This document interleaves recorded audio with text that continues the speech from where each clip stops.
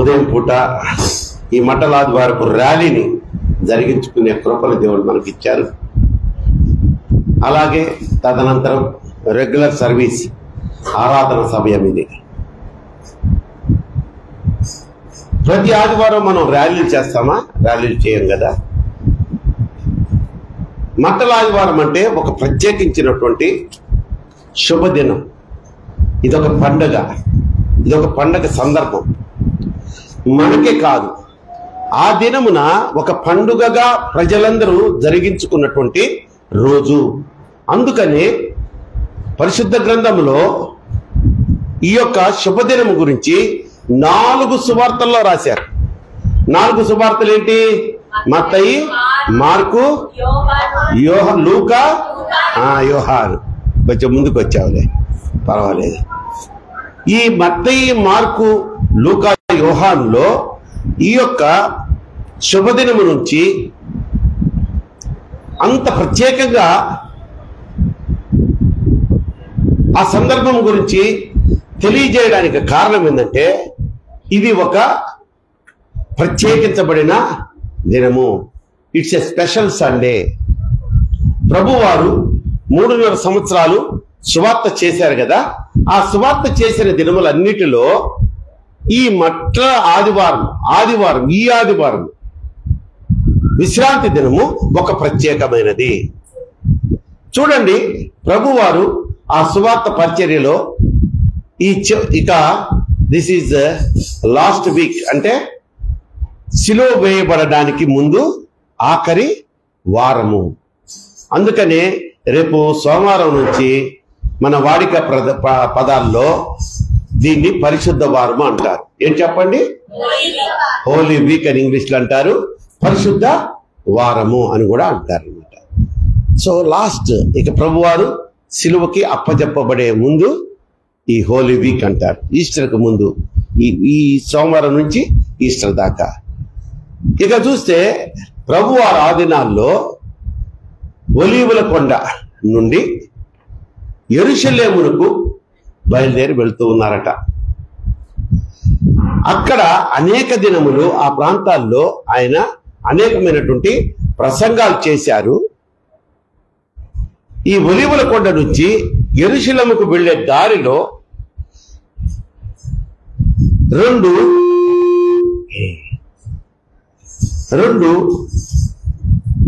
ఏమొచ్చాయి? ఊర్లు వచ్చాయంట. ఊర్లు, వాటి పేరేంటయ్యా అంటే బేతనియా, బెత్సగే.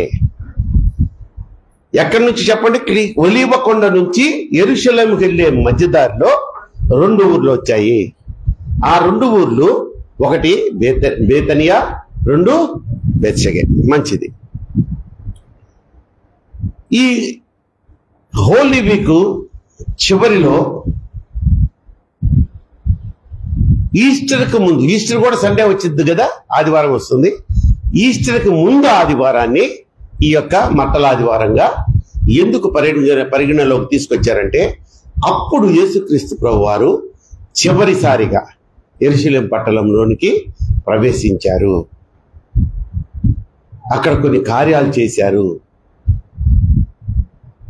అక్కడ కొన్ని కార్యాలు జరిగాయి. కొన్ని మనం అనుకోవచ్చు పండగ వాతావరణంకు సంబంధించిన సందర్భాలు జరిగాయి. కొన్ని అద్భుతాలు కూడా ఈ యొక్క మట్టల ఆదివారం రోజు జరిగినట్లుగా మనం చూస్తాము. అసలు ఆ రోజు ఏం జరిగిందయ్యా?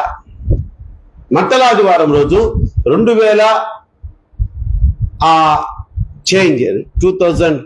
2000 కూడా కాదు, యాక్చువల్గా మనం చూసుకుంటే ప్రభువారు మానవుడిగా జన్మించి భూమి మీదకి ఎన్ని సంవత్సరాలు అయింది? 2025 సంవత్సరాలు అయింది. కానీ దాంట్లో 33.5 సంవత్సరం తీసేస్తే ఇక ప్రభువారు 33.5 సంవత్సరాలప్పుడు శిలువ మీద మన పాప శాప విమోచన కొరకు ఆ త్యాగం చేసే ముందు కదా అమ్మా ఈ కార్యాలన్నీ జరిగాయి. సో ఆ 20 సంవత్సరాల మీద 2000, అక్కడి నుంచి ఒక ఎంతమ్మా 33 అంటే 13 9 19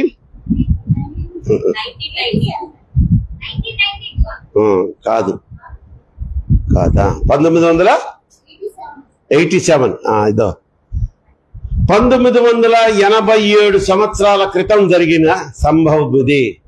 అప్పుడు ప్రభువారు ఆ యెరూషలేము పట్టణంలోకి పోయినప్పుడు అసలు ఏం జరిగిందో మనం ముందు దాన్ని కొంచెం ధ్యానం చేసుకున్నాక ఒక 7 అక్కడ జరిగినటువంటి అద్భుతాల గురించి లేకపోతే ఆ పండగ వాతావరణం గురించి కూడా మనము ఈరోజు ధ్యానం చేసుకుందాం. త్వరగా మీకు అర్థమయ్యే భాషలోనే నేను చెప్పడానికి ప్రయత్నం చేస్తాను. దేవుడు నాకు సహాయం చేయును గాక. ప్రార్థన చేసుకుందాం.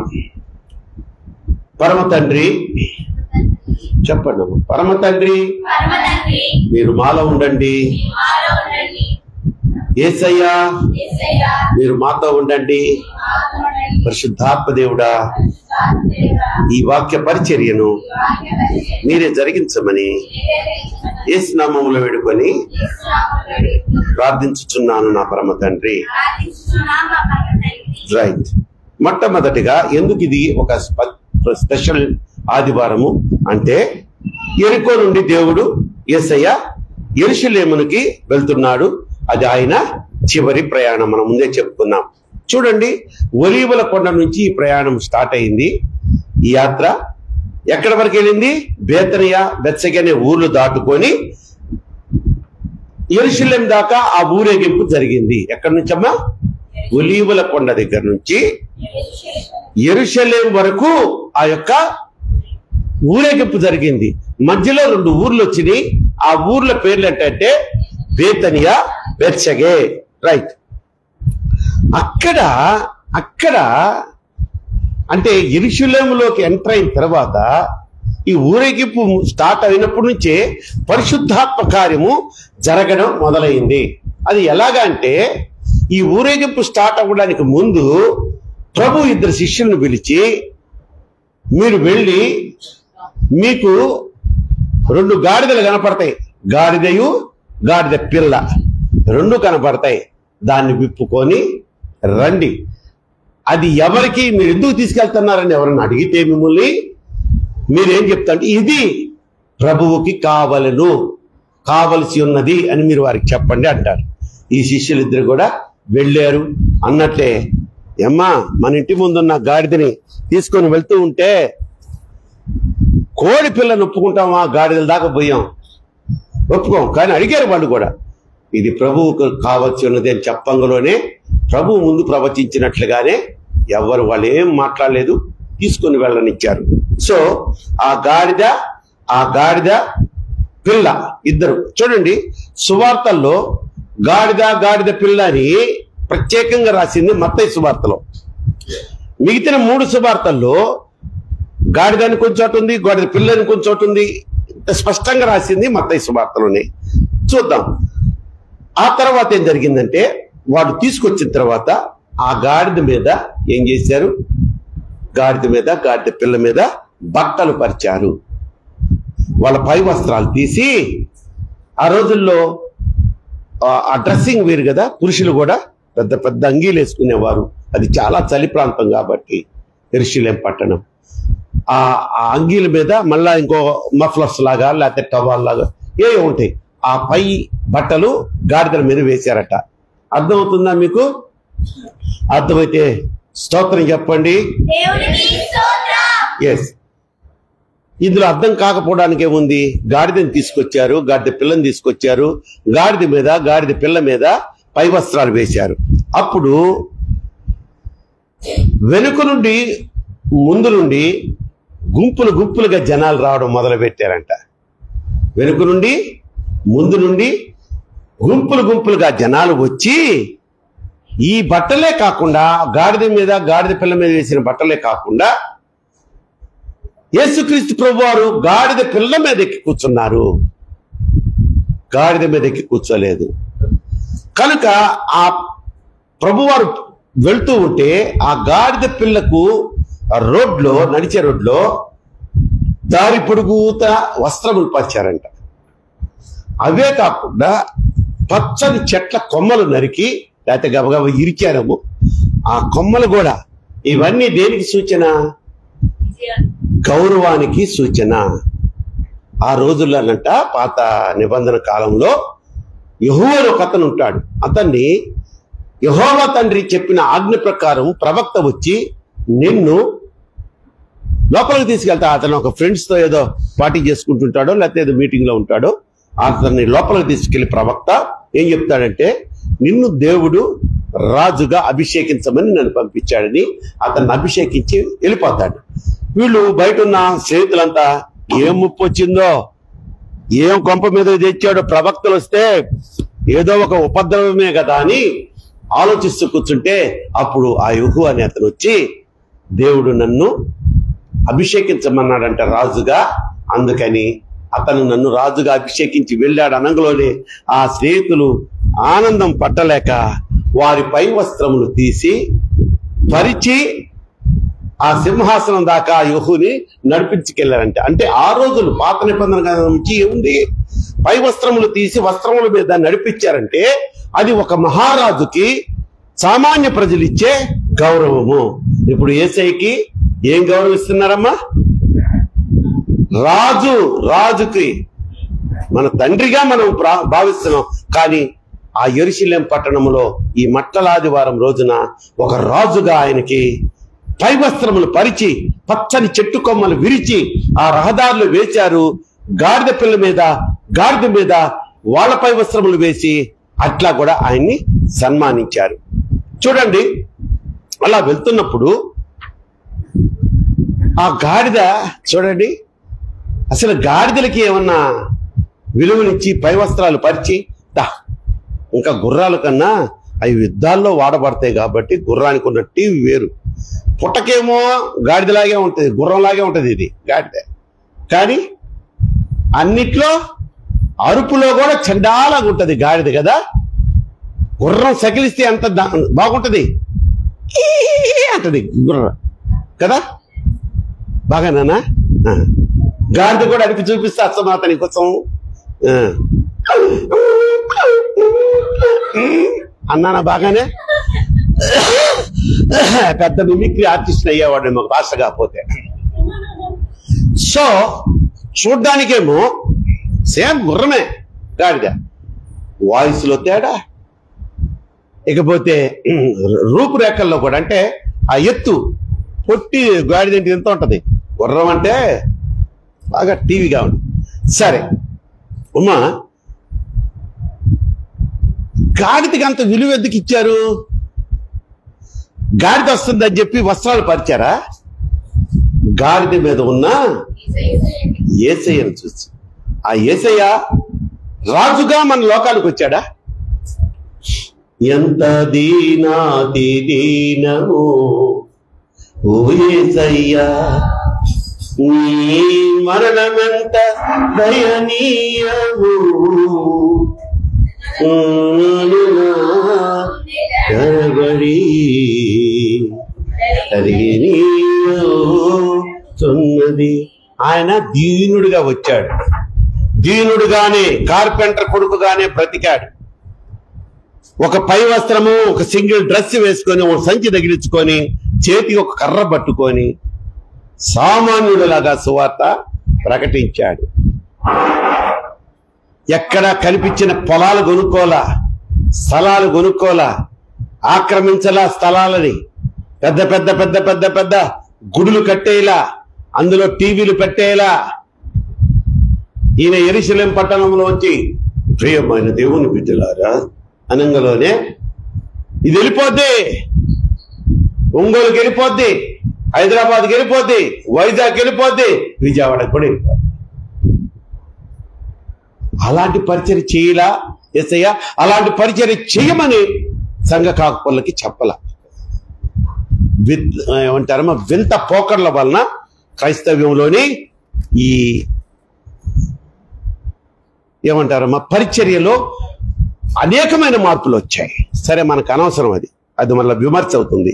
కనుక దేవుడు గాడిద మీద ఎక్కాడు, ముందుకు పోతూ ఉండే, వెనక నుంచి ఒక గుంపు, ముందు నుంచి ఒక గుంపు వచ్చి పై వస్త్రంలో ఆ ముందు వేస్తూ గాడిదని దాని మీద నడిపించుకుంటూ కేకలు వేయి పెట్టారంటే ఏమని?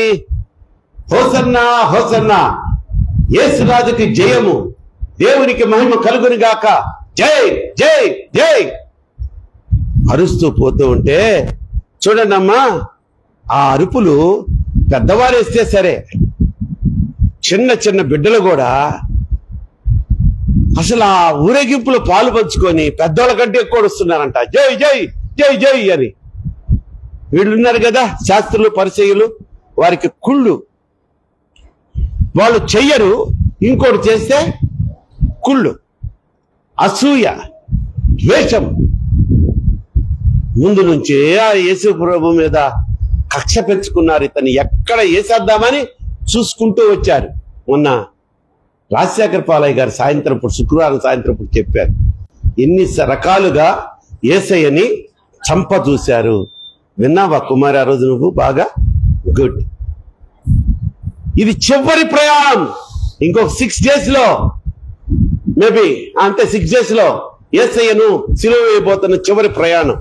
ఇంకెంత పగస్తులు ఉండుంటారమ్మ అక్కడ. వాళ్ళంతా ఉండి ఏంటయ్యా, ఏంటి కేకలేంటి, ఆ పిల్లలు ఏంటి కేకలేంటి, కొంచెం వాళ్ళని కంట్రోల్ చేయొచ్చు కదా.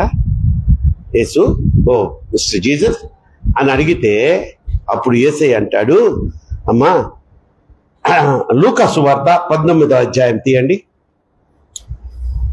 హుషారుగా ఉండాల. లూకా సువార్త 19వ అధ్యాయము 37వ వాక్యాన్ని చదువుతున్నావా? ఆ సముఖమున అంటే ఊరేగింపు జరుగుతున్నప్పుడు సముఖము పెద్ద గుంపు, ఆ గుంపులో ఉన్న పరిచయులు, చదువమ్మా, ఆ బోధకుడా ఏది అరుస్తున్నందుకు, ఏది అరుపులను కాదు, అది మనం ఏమనాలా, ఆయన్ని జయ జయ ధ్వనాలతో కీర్తిస్తున్నప్పుడు నీ శిష్యులను గద్దింపుమని ఆయనతో చెప్పగా, ఆయన వారిని చూచి మీరు ఓకే నేను చెప్తానయ్యా, వీళ్ళు ఊరుకుంటారు ఇక్కడ, ఊరుకుండి నీ ఎడలా. ఇదిగో రే పరిచయులారా, నేను చెప్తా, ఈ పెద్దలందరూ అరవడం, జై జైలు కొట్టడం ఆపేస్తారు. అదిగో ఆ రాళ్ళల్లోంచి శబ్దం వస్తుంది. ఎందుకంటే దేవాది దేవుడు తన మహిమను కనపరుచుకున్నటకు ఈ భూలోకమునకు నరావతారుడుగా రావడమే కాకుండా, అక్కడ జరిగినటువంటి ప్రత్యేకమైనటువంటి ఆ యొక్క యెరూషలేము పట్టణంలోనికి ఊరేగింపుగా వెళ్తున్న ఆ మట్టలాదివారం రోజు ఇంకా చాలా అద్భుతాలు జరిగాయి తల్లి. ఓహో, ఎందుక మట్టలాదివారం అంటే అంత ప్రాముఖ్యతను ఆ రోజుల్లో కనబరిచారనుకుంటారు. అప్పుడు ఏమంటున్నాడు, మీరు ఊరకుండని ఎడలా ఈ రాళ్ళు కేకలు వేయనని నీతో చెప్పుతున్నానని యేసుక్రీస్తు వారు వాళ్ళకి చెప్పారు. ఆ తర్వాత అక్కడ అంటే ఆయన దేవాలయం దగ్గరికి వెళ్ళిపోయినప్పుడు అక్కడ కొన్ని స్వస్థతలు చేశారంట. మట్టలాదివారం రోజు యేసుక్రీస్తు ప్రభువారు స్వస్థతలు చేశారు. ఇంకో ప్రాముఖ్యమైనది జరిగింది, ఎవరైనా చెప్పగలరా? Any guess? దేవాలయంలో స్వస్థతలు చేశారు. ఎస్, అదే అక్రమ వ్యాపారం చేస్తున్న వ్యాపారులను, అంటే అక్కడ ఏం జరుగుతుంది, రోకలు అమ్ముతున్నారంట. అంటే నాకు అర్థం కాలేదు, అదేదో ఐ థింక్ ఫారెన్ ఎక్స్చేంజ్ ఏదైనా పెట్టారేమో అక్కడ. రోకలు అమ్మారంటే అంతే కదమ్మా, రోకలు మారుస్తున్నారంట, రూపాయలు, చిల్లర వ్యాపారం ఏమో. ఆ తర్వాత పావురాలను, గువ్వలను అమ్ముతున్నారంట. అంటే కోడిపెట్టల వ్యాపారం అన్నమాట. అది మందిరం కాదు, ఆ మందిరంలో అంతా వ్యాపారం జరుగుతుంటే కొరడా తీసుకొని కనిపించినట్టు బాధి తరివేశాడు. మట్టలాదివారం రోజు జరిగిన అద్భుతమైనటువంటి ఒక శుద్ధీకరణ కార్యక్రమము. దేవునికి స్తోత్రం చెప్తాం. ఎస్, కనుక బిడ్డలారా, అందుకనే చూడండి, ఆ దేవాలయమును, ఆ వ్యాపారంలో, ఆ దేవాలయంలోని వ్యాపారాన్ని అంతటిని తీసివేసి శుద్ధీకరించి ఆ సాయంత్రానికి మరలా బేతనే చేరుకొని ఆయన విశ్రాంతి తీసుకున్నాడు. ఊరేగింపు ఎక్కడి నుంచి బయలుదేరిందమ్మా? ఒలీవల కొండ దగ్గర నుంచి యెరూషలేము దేవాలయం దగ్గరికి ఊరేగింపు. మధ్యలో ఏం జరిగినాయి? వస్త్రాలు వేశారు.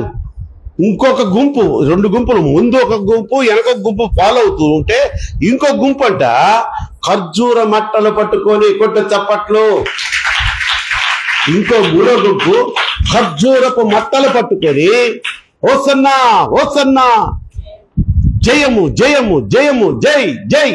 మనం కూడా ఇందాక అన్నాం, ఏమన్నా? హోసన్నా హోసన్నా అంటే మీరేమన్నారు? అన్నాం మళ్ళీ ఒకసారి, హోసన్నా హోసన్నా యేసన్నా యేసన్నా, అది లెక్క.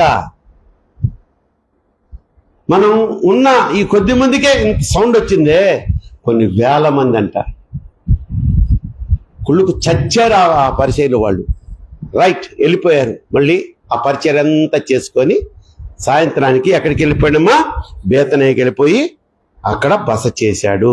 అందుకే ఈ యొక్క ఇంత కార్యక్రమం జరిగింది కాబట్టి అది మట్టలాదివారంగా ఖర్జూరపు మట్టలు తీసుకుని ఎదురు వచ్చి ఆయన సన్మానించారు కనుక, సామాన్య మానవుడిగా అప్పుడు దాకా ఉన్న మన యేసయ్యను ఒక మహారాజుగా గుర్తించి యెరూషలేము పట్టణంలోనికి, ఆ యొక్క దేవాలయంలోనికి నడిపించారు కనుక చాలా ప్రాముఖ్యమైన దినము, శుభదినము. ఇది పండుగ సందర్భము అనొచ్చు. చూడండి, ఇంకోటిగా చూసినట్లయితే ఆ సందర్భంలో అంట తండ్రి ఆయన దిగి వచ్చి, ఆయన కనపడలా ఎవరికి? ఇదిగో నేను తండ్రిని, ఈయన నా కుమారుడు, ఓడు పరిశుద్ధాత్మ అన్లా. తండ్రి పరలోకము నుండి దిగి వచ్చి తన కుమారుని గణపరిచాడంట. కుమారుడు తన తండ్రిని మహిమపరిచిన రోజు అది. ఏ రోజు అది? మట్టల ఆదివారము. దేవునికి స్తోత్రం చెప్దాం. చూడండి, గణపరచుకున్న రోజు జయ జయ ధ్వనులతో ప్రవచనాలు కూడా కొన్ని నెరవేరినాయి అంట. ఈ యొక్క మట్టల ఆదివారం రోజు ధర్మశాస్త్రం ప్రకారము ప్రవచనాలు నెరవేరయ్యాయి. చూడండి, అసలు గాడిద మీద కూర్చొని రావడం అంటే ఎందుకు వస్తున్నాడో దాంట్లో ఒక సువార్తని ఒక ఆయన చెప్పాడు, కనబరుచుకున్నాడు. ఏంటయ్యా అంటే, యుద్ధానికి వచ్చేవాడు ఎవరైనా గాడిద మీదకి వస్తాడా? యుద్ధానికి వచ్చేవాడు గుర్రం మీద వస్తాడు. గాడిద మీద వచ్చేవాడు శాంతియుతంగా వస్తాడు, సమాధాన పడడానికి వస్తాడు, సమాధానాన్ని ఇవ్వడానికి వస్తాడు, శాంతిని తెలుపడానికి వస్తాడు. అది తెలిపేదానికి నేను రాజును కాదురా, నేను మీకు రాజుగా రాలేదు, పైలోకం నుంచి నా తండ్రి పంపిస్తే ఒక సమాధానకర్తగా మీ దగ్గరికి వచ్చాను, సమాధానకర్తగానే వెళ్ళిపోతాను నేను. కానీ ఈ సందర్భంలో దేవుడు నన్ను ఒక రాజుగా అభిషేకించాడు. తండ్రి దిగి వచ్చి, నా కుమారుడు నేను పంపినట్లే కడుదీనుడుగా వచ్చి రిక్తహస్తుడుగా మీ మధ్యలో పరిచర్య చేసి మీకు పరలోకం గురించినటువంటి స్వచ్ఛ సువార్తను ప్రకటించి తిరిగి వెళ్ళబోయే ముందు ఆయన మళ్ళా దీనుడిగా నేను తీసుకోను, అతన్ని రాజుగా అభిషేకిస్తున్నాను. అలాగని ఆ క్షణము నుంచి 6 రోజులు నాకు ఒక పెద్ద చేరు సింహాసనం ఏంట్రా అన్నాడా యేసయ్య? అలా దీనంగానే వెళ్ళిపోయాడు. కానీ ఆయన అనుకున్న ఉద్దేశం ఏంటంటే, తండ్రి ఉద్దేశము, కుమారుని ఉద్దేశము ఏంటంటే, రాజుగా నన్ను దేవుడు మహిమపరిచారు, నా తండ్రి నన్ను మహిమపరిచాడు. కానీ ఈ మొదటి రాకడలో కాదు నేను నా రాజ్యరికాన్ని చూపించేది, రెండవ రాకడ అనేది నేను వస్తాను. అప్పుడు ఎలా వస్తాడు ఆయన? ఎప్పుడు వస్తాడమ్మా రెండో రాకడ? ఎలా వస్తాడు? ఈసారి సంచేసుకొని ఒకళ్ళు ఆ పైన కండవా వేసుకొని వస్తాడనుకుంటున్నారా?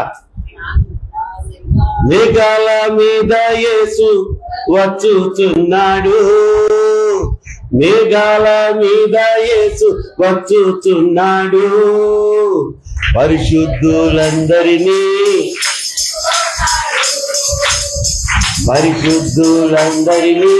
తీసుకపోతాడు. ఈ సువార్త నూయబడు, ఈ సువార్త నూయబడు, వాక్యమే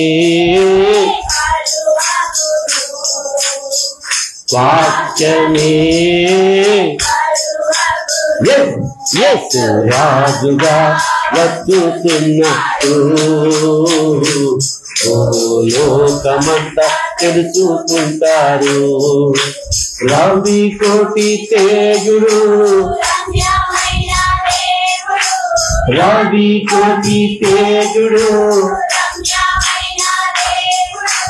రారాజుగా యేసు రారాజు వచ్చుచున్నాడు. యేసు రాజుగా భూలోకమంతా భూలోకమంతా భూలోకమంతా గట్టిగా చప్పట్లు కొట్టి దేవుని మహిమపరచండి. ఆయన ఎలా వస్తాడనేది భక్తుడు ముందుగానే ఊహించి పాట రాశాడు. యేసు రెండో రాకల్లో రాజుగా వచ్చుచున్నాడు. కానీ రాజుగా రాలేదండి, మానవునిగా వచ్చి వెళ్ళాడు. మరలా రాజుగా రానై ఉన్నాడు. అప్పుడు సువార్త ఉన్నదట, వాక్యం కూడా కరువు అయిపోతుందట. ఇదే అనుకూల సమయం. నా ప్రియ సహోదరుడా, నాకు ఇంకా వయసు ఉంది, ఇంకా ఈ పాపాన్ని జుర్రుకుందాం, ఇంకా ఈ పాపపు లోకంలో మునిగి తేల్దాం. అమ్మలారా, రెండు చేతులు ఎత్తి దండం పెట్టి చెప్తున్నా, నాకు చాలా వయసు ఉంది, అప్పుడే టీవీ సీరియల్స్ మానేయమంటాడేంటి ఈయన, ఒక టేస్ట్లెస్ ఫెలో అనుకుంటున్నారేమో. మీకంటే 100 టేస్ట్ కలిగినవాడు ఇక్కడ నుంచున్నవాడు. అందులో రుచి లేదు, అందులో రుచి లేదు. కానీ నేను చూచిన రుచి నా యేసయ్య నామములో ఉంది. కొట్టే తప్పట్లు గట్టిగా. అందుకనే నేను చూసిన రుచి మీరు కూడా చూడాలి. నేను పరలోకం పోతానను నాకున్న నమ్మకం మీకు కూడా ఉండాలి, మీకు కలగ చేయాలనే ఈ యొక్క అభ్యర్థించే బోధ చేస్తున్నాను. మిమ్మల్ని చంపలు పట్టుకొని కొట్టలేదు, ఎందుకంటే అప్పుడప్పుడు కొట్టాలనిపించినా దేవుడు నాకు అధికారం వీల. మిమ్మల్ని ఒక దెబ్బ వేస్తే నన్ను 10 దెబ్బలు వేస్తాడేమో. కనుక ప్రియమైన దేవుని బిడ్డలారా, మనం ఏం చేయాలా? ఆయన గాడిద మీద వచ్చాడు కాబట్టి ఆయన మనం ఏమనుకోవాలా? శాంతియుతంగా వచ్చాడని. అసలు ధర్మశాస్త్రంలో గాడిదకి ఏ విలువ ఉందో తెలుసమ్మా? అపవిత్రమైనటువంటి జంతువు అది. పక్షుల్లో ఏది అపవిత్రమైనది చెప్పండి? పక్షుల్లో కాకి. జంతువుల్లో గాడిద అపవిత్రమైనది. అది పరిశుద్ధ పట్టణమైనటువంటి యెరూషలేము పట్టణంకు రాకూడదు. అసలు ఆ పరిశుద్ధ దేవాలయం దగ్గరికి అసలు రాకూడదు. ఎవడన్నా తీసుకొస్తే గాడిదని చంపేస్తారంట, రాళ్లతో కొట్టి తెచ్చినోడిని చంపేస్తారంట. అక్కడ ఒక సాదృశ్యం మనకు కనబర్చారు. ఏంటో చెప్పంటారా? ప్రభు వారు సాదృశ్యం ఏం చెప్పాడో, ఏం చూపించాడో, ఆ గాడిద స్థానంలో మనిషిని పెట్టండి. మనం పాపులం, అపవిత్రులం. మనం గాడిద అపవిత్రురాలు. దాని మీద ఎవరు కూర్చున్నాడు? మన మీద ఎవరు కూర్చుంటాడు? అట్లానే ఎక్కి కూర్చుంటాడా? మనల్ని చెయ్యి పట్టుకొని నడిపిస్తాడు. ఇంకా కావాలంటే ఆయన సంకలెత్తుకొని మనల్ని నడిపిస్తాడు. మన యేసయ్య, దట్ ఈస్ అవర్ లార్డ్. నాకు తలుచుకుంటేనే, గాడిద మీద ఎక్కి కూర్చుంటేనే ఆయనకి ఆ గాడిదకి అంత విలువ వచ్చింది. అపవిత్రమైనటువంటి గాడిద జన్మత కర్మత పాపులమైన మనల్ని చెయ్యి పట్టుకొని నడిపిస్తుంటే, ఇతని దేవుడిలో ఏదో మహత్యం ఉంది. వీళ్ళ దేవుడు వీళ్ళకి చాలా తోడై ఉంటున్నాడు. వీళ్ళ ప్రవర్తనే సపరేట్ గా ఉంటుంది. ఇంత సహనం ఎక్కడిది వీళ్ళకి, ఇంత ఓపిక ఎక్కడిది వీళ్ళకి, ఇంత భక్తి ఎక్కడిది అని మనల్ని చూచినటువంటి ఆ ఇతరులు అనుకుంటున్నారంటే యేసయ్య మనతోనే ఉన్నాడు. ఇందాక పాడుకున్నాం పాట, పాడదు కానీ నీవు నాతోనే ఉన్నావయ్యా, నాకు భయమేలా నీవు నాలోనే నాకు దిగులేల. దేవునికి స్తోత్రం తల్లి. కనుక గాడిద స్థానంలో మనిషిని అక్కడ చూపించాడు సాదృశ్యంగా. అరే నేను మీతోనే ఉంటాను నాయన, చెయ్యి పట్టుకొని నడిపిస్తాను. ఆ మధ్య కొంతకాలంలో కొంతమంది ఇట్లా దైవజనులు ఈ గాడిద మీద ఒక జోక్ కూడా చెప్పారు. యేసయ్య నడిచినప్పుడు బట్టలు వేసి నడిపించారు కదా ఆ గాడిదని. డింగ్ డింగ్ డింగ్ అంటే నడుచుకుంటా బట్టల మీద వెళ్ళింది. ఆ తర్వాత అక్కడ పని అయిపోయిన తర్వాత యేసయ్య దిగిపోయాడు, గాడిదని వదిలేశారు. ఆ నెక్స్ట్ డే వెళ్తుందంట గాడిద. ఎక్కడికి? చెరువు గట్టు పక్కన వెళ్తా ఉంటే అక్కడ సాకలోళ్ళు బట్టలు ఉతికి ఎక్కడ ఆరేస్తారమ్మా? నేల మీద ఆరేస్తారు కదా అనుకుంటా. ఆ గాడిద నిన్న నడిపించారు కదా బట్టలు, నా కోసం వేస్తున్నారు అనుకొని వెళ్ళి ఆ చీరలో ఆ లుగ్గిలో ఆ పచ్చల మీద వెళ్తుంటే అమ్మా నడ్డి మీద పడిందంట. దుబేలంట ఒక పెద్ద కర్ర దెబ్బ. చచ్చాంటో దేవుడో అనుకుంటే పరిగెత్తిందంట. గాడిదకి విలువ ఎప్పుడు? యేసయ్య ఉన్నప్పుడు. మనకి విలువ ఎప్పుడు? మనలో యేసయ్య కనబడినప్పుడు. కనుక తల్లి ఇంకోటిగా మనం చూచినట్లయితే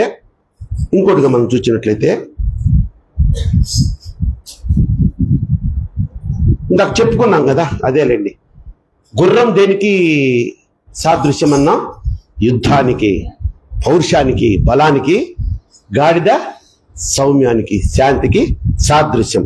చూద్దాం. ఆ మాట కూడా ప్రకటన గ్రంథంలో ఉంది. అంటే వాక్య రూపంగా మనం చదువుకుంటే కూడా మీకు కొంచెం మైండ్లో ఎక్కేస్తుంది. 19:11 ప్రకటన 19:11.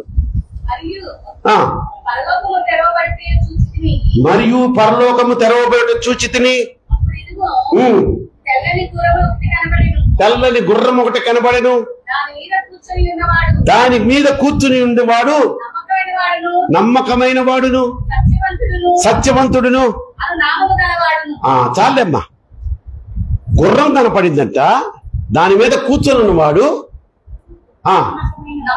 నమ్మకమైన వాడు, సత్యవంతుడనే నామం గలవాడు. ఈ రెండు కలిగిన వాడు ఎవరు? సైతానికి ఉంటుందా? ఇది మన యేసయ్యకే. అంటే రెండోసారి రాకడలో దర్శనం ఇచ్చాడు కదా. రాకడ సమయంలో ఇలా ఉంటుందని యోహానికి దర్శనం ఇచ్చాడు కదా. అప్పుడు కనపడింది ఏంటి? గుర్రం మీద వస్తున్నాడు మన యేసయ్య. గుర్రం మీద వస్తున్నాడంటే ఇక నో శాంతి తల్లి విజయమ్మ. నరకడమే కనిపించిన పాపాన్ని నరుక్కుంటా పోవడమే, పాపులను నరకడమే. ఇక నో జాలి, నో దయా. అయ్యా అయ్యా అంటే ఇంక అయ్యాలా గుయ్యాలా అయిపోయిందిరా నీ పని. ఎందుకు మనకు ఆ కర్మ? మంచి ఆయుష్ ఇచ్చాడు, ఆరోగ్యాన్ని ఇచ్చాడు, ఉద్యోగాన్ని ఇచ్చాడు, అందచందాలను ఇచ్చాడు, తెలివితేటలను ఇచ్చాడు. క్రూరమైన మనసును మాత్రం ఇవ్వాలా దేవుడు. అది నువ్వు కొని తెచ్చుకున్నావు. కనుక మొదటి రాకల్లో యేసయ్య గాడిద మీద ఎలా వచ్చాడంటే దీనుడిగా వచ్చి రాజుగా అభిషేకింపబడి తండ్రితోటి రాజుగా మారి, కానీ ఇక్కడ నేను రాజ్యరేఖం చూపించను. ఈ మొదటి రాకడలో దీనుడుగానే పరలోకం వెళ్ళిపోతాను, రెండవ రాకడలో వస్తాను, గుర్రం మీద వస్తాను. దర్శనం చూపించాడు. ఇంకోటి తెలుసా? యేసుక్రీస్తు ప్రభువాన్ని రాజుగా అభిషేకించాడు, తండ్రి అభిషేకించాడు. ఎలా చెప్పగలవయ్యా? గాడిద ఒకటే వచ్చిందా? గాడిద పిల్ల కూడా వచ్చిందా? యేసయ్య దేని మీద కూర్చున్నాడు? గాడిద పిల్ల మీద. బట్టలు రెండిటి మీద వేశారు. కూర్చున్నది యేసయ్య గాడిద పిల్ల మీద. తేబడిన గాడిద వేస్ట్ గా తెచ్చారా? లేకపోతే గాడిదయు గాడిద పిల్లలు కట్టబడి ఉంటాయి అక్కడ, తీసుకురండి అని యేసయ్య ఊరికి సరదాగా చెప్పాడా? గాడిద మీద పరలోకం నుండి తండ్రి దిగి వచ్చి ఆయన కూర్చున్నాడు. కుమారుణ్ణి పిల్లగాడిద మీద కూర్చోబెట్టి నువ్వు ఈ లోకులకి ఇక మీదట నాయన నేను నిన్ను అభిషేకిస్తున్నాను రా అయ్యా, నేను తీసుకొచ్చిన పని నువ్వు నెరవేర్చావు. ఇంకొక 1 వీక్ లో నువ్వు ఆ త్యాగ బలి ప్రణాళికను కూడా సిద్ధపరచబోతున్నావు శిలువ మీద. బట్ ఇలా నా కుమారుడు ఏదో సీదా సాదా మనిషిగా చనిపోవడం నాకు ఇష్టం లేదు కాబట్టి ఆత్మాభిషేకంతో తండ్రి దిగి వచ్చి పరవశిస్తూ జరిగించినటువంటి కార్యము మట్టల ఆదివారపు ఊరేగింపు. తండ్రి కుమారుడు ఉన్నారు, మరి పరిశుద్ధాత్మ ఏమయ్యాడంటే పరిశుద్ధాత్మ ఊరుకోలా. ఊరేగింపు స్టార్ట్ అయినప్పటి నుంచి జనాల్లో కార్యం చేయడం మొదలు పెట్టాడంట. ఎలా తెలుసా? యేసు క్రీస్తు ప్రభువుకి జయమో, హోసన్నా హోసన్నా అని చిన్న పిల్లలు కూడా అరిచారంటే కమ్మేశాడు. అక్కడ పరిశుద్ధాత్మ దేవుడు కమ్మేసి ఆయన కార్యం ఆయన మొదలు పెట్టాడు. అర్థమవుతుందమ్మా నీకు? అర్థమైతే మంచి స్తోత్రం చెప్పు, హల్లెలూయా. కనుక గాడిద పిల్లన్నా, పిల్ల మీద గాడిద పిల్ల గాడిదను పెద్ద గాడిద మీద తండ్రి కూర్చున్నాడన్నా ఆ తల్లి, అది ఒక రాజ్యాభిషేకం, అంటే రాజుగా అభిషేకించడానికి ఆ యొక్క సాదృశ్యంగా అక్కడ కార్యాలు జరిగింది. అందుకని మట్టలాదివారం అంటే ఇంతకాలం ఏదో ఆయన వచ్చాడు లాస్ట్ రోజు కాదు, ఎన్నోసార్లు యెరూషలేం పట్టణం వచ్చాడు కదా యేసయ్య, ఎన్నోసార్లు వచ్చాడు కదా, రాలేదా? ఆ 3.5 సంవత్సరాల్లో యెరూషలేం చాలాసార్లు వచ్చాడు కదమ్మా. వచ్చినప్పుడల్లా పై వస్త్రాలు తీసేయలేదే, గాడిద మీద ఊరేగించలేదే. It's a special day. Yesayya రాజుగా అభిషేకించబడిన రోజు. ఇలా కూడా మీరు ఎవరైనా అడిగితే మాట్లాడేవారు రోజు ఏందయ్యా ఆ మాట్లాడుకో తిరుగుతారంటే, పిచ్చోడా, మా దేవుడు సామాన్యుడిగా వచ్చాడు, రాజుగా అభిషేకించబడిన రోజురా అది ఆదివారము. దాన్ని ఖర్జూరపు మట్టలతో గౌరవించారు, కొమ్మలు వేసి నడిపించారు, పచ్చని కొమ్మలు, పై వస్త్రములు పరిచి నడిపించారు, జై జయ ధ్వనాలు చేశారు. కనుక మాకు చాలా ఇంపార్టెంట్ రా అని చెప్పాలి. అక్కడ త్వరగా చెప్పేస్తాను. కొన్ని కార్యాలు జరిగాయి. మొదటిగా ఇప్పటి వరకు మీకు అర్థమైందా తల్లి? హల్లెలూయా చెప్పండి, హల్లెలూయా. అక్కడ జరిగిన చిన్న కార్యక్రమాలు అంటే ప్రవచన నెరవేర్పు కానీ కొన్ని సంగతులు జరిగాయి. అవి మామూలుగా అయితే జరగవు, కానీ జరిగాయి. ఏంటంటే దీన్నంట ఒక రకంగా చిన్నపిల్లల పండుగ అని పిలిచారంట. మత్తయి సువార్త 21వ అధ్యాయము 15-16 వచనాలు చదవండి అమ్మా. ప్రధాన యాజకులను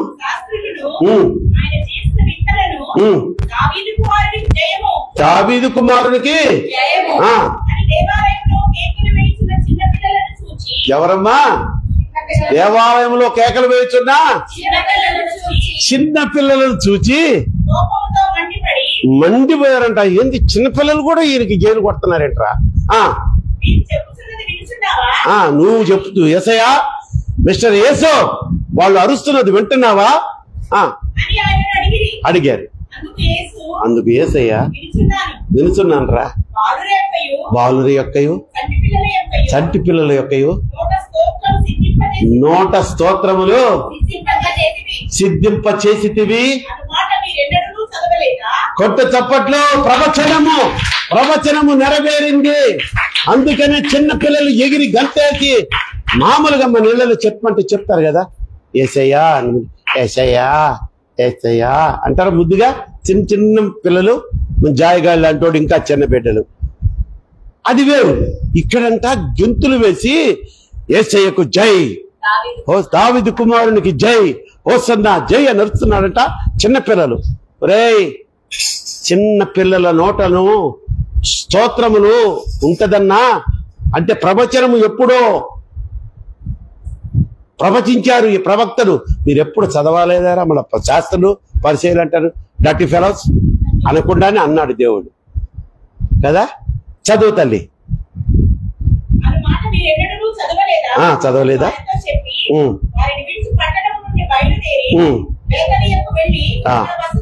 అది ఆ మాట అరగంలోనే మరి పిచ్చి శాస్త్రులారా, లేఖనాలు చదివామంటారు. ఆ యొక్క జీవగ్రంథం కాదు, ఏమంటారమ్మా, మోషే ధర్మశాస్త్రం అంతా మేము పట్టుపొట్టేసాము, కంఠస్థం పట్టామంటారు. ఇది గుర్తుకు రావట్లేదురా ఆ ప్రవచనం నెరవేర్చిందని. కీర్తన గ్రంథము 8:2 కూడా చదవండి అమ్మా.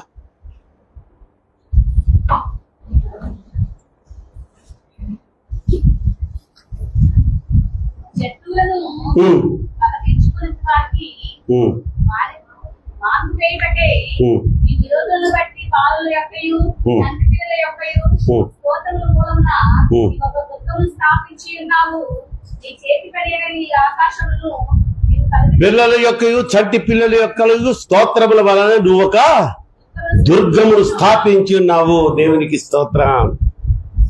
కనుక తల్లి, అది చిన్న పిల్లల పండగ. ఎందుకంటే వాళ్ళు కూడా ఆ చిన్న వయసులో ఆత్మను పొంది పరిశుద్ధాత్మ కార్యం వలన దేవుని స్తుతించడం ప్రారంభించారు.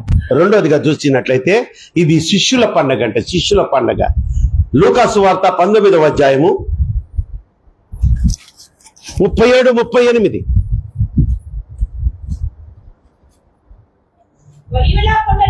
ఒలీవల కొండ నుండి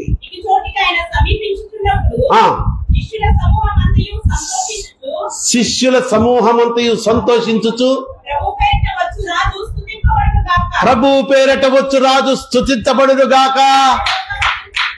కొట్టండి చప్పట్లు, మీరు కూడా అనండి ఆ మాట. ప్రభు పేరట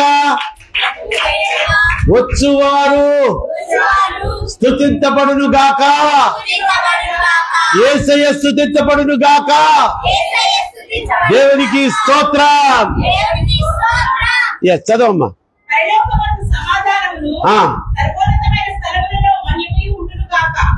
పరలోకమందు సమాధానము సర్వోన్నతమైన స్థలములలో మహిమయు ఉండునుగా. కానీ శిష్యులు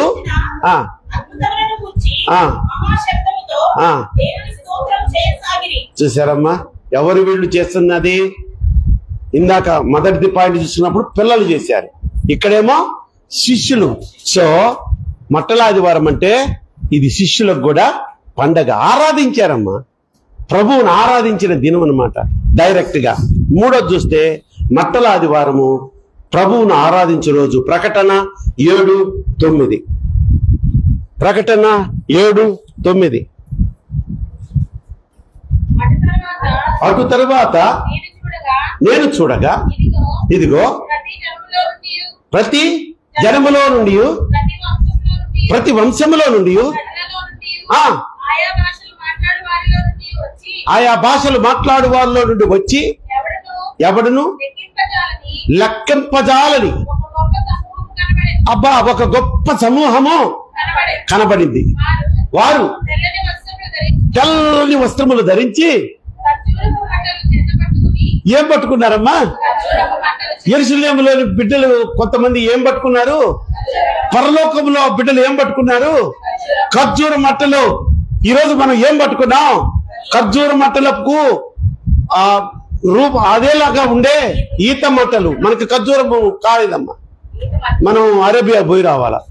ఫ్లైట్ ఖర్చులే నాకు వాసిపోతాయి మీకు ఖర్జూర మట్టలు తేవాలంటే కదమ్మా కుమారి.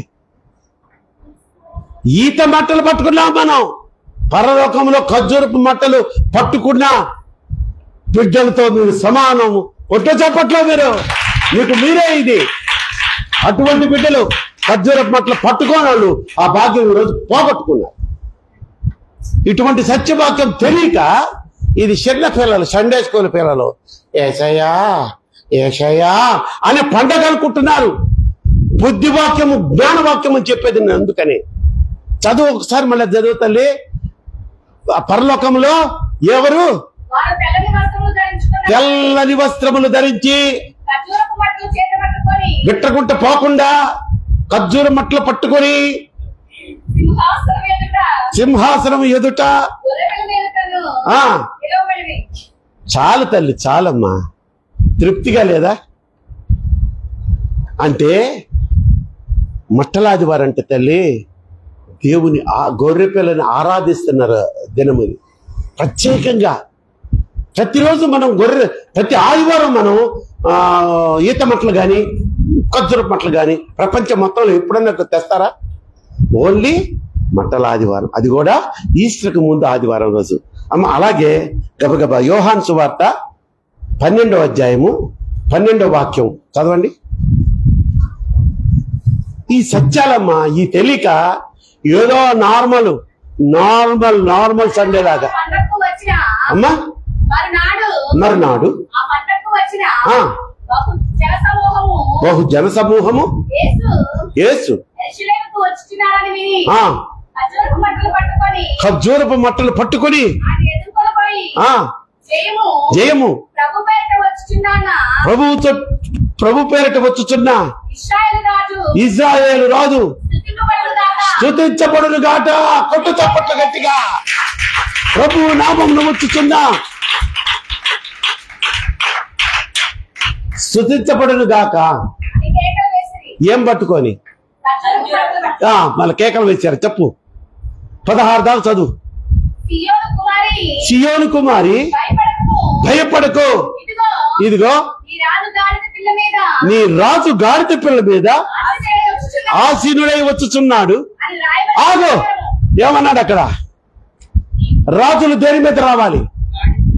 ఓయ్ ఓయ్ ఎవరు?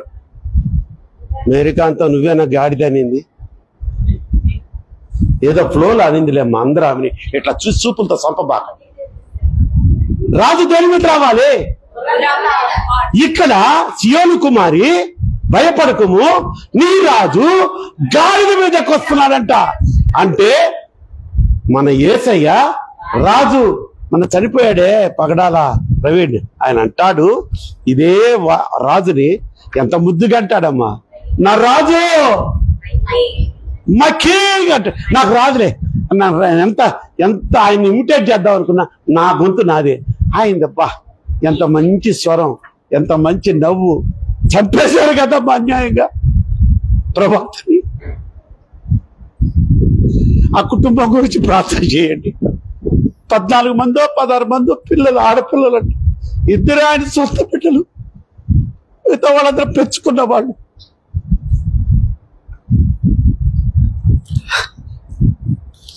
ఆ రాజు గురించి ఇలాగే చెప్పాడు ఆయన. ఆవేశంగా చంపేశారు అమ్మాయిని. చదువు తల్లి. వచ్చుతున్నాడు.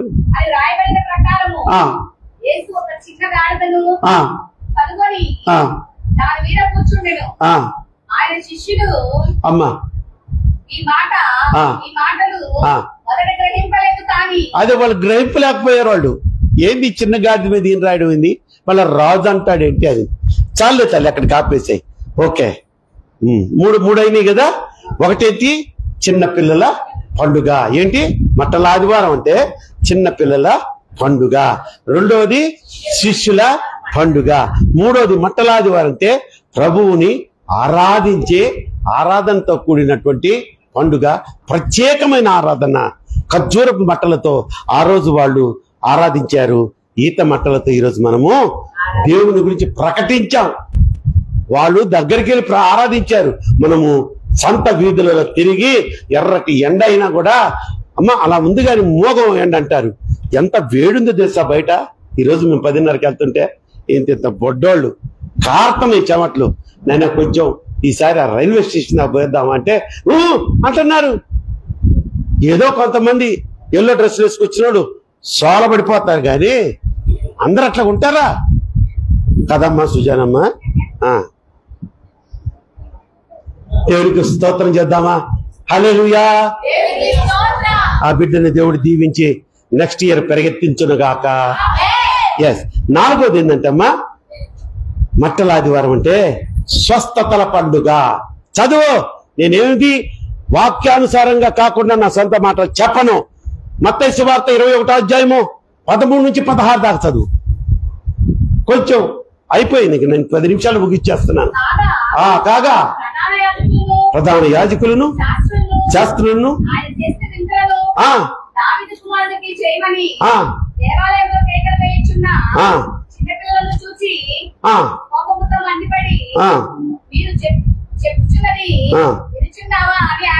అమ్మమ్మమ్మ నువ్వు ఏం చదువుతున్నారా? కాదు 13, 16. 13 నుంచి స్టార్ట్ చేయి.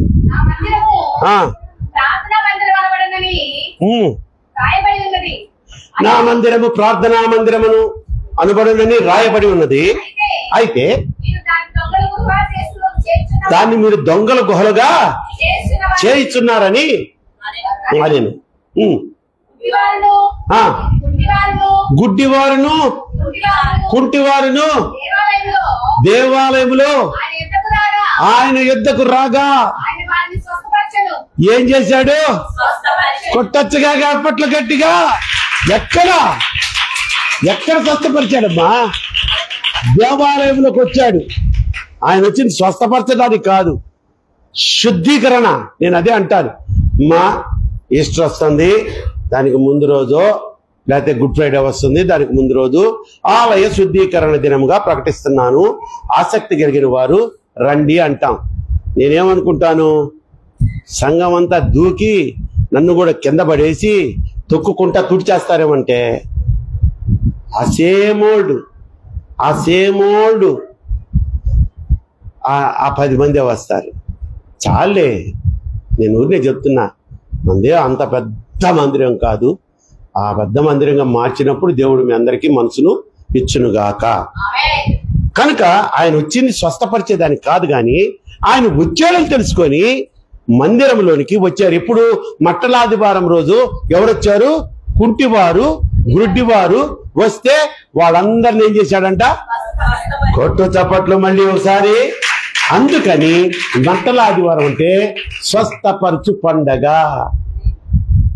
ఈ స్వస్థపరచు పండగకి మందిరానికి వచ్చిన నీలో ఉన్న ప్రతి అనారోగ్యము 2 చేతులెత్తి దీవిస్తున్నా, అవి తొలగిపోవను గాక.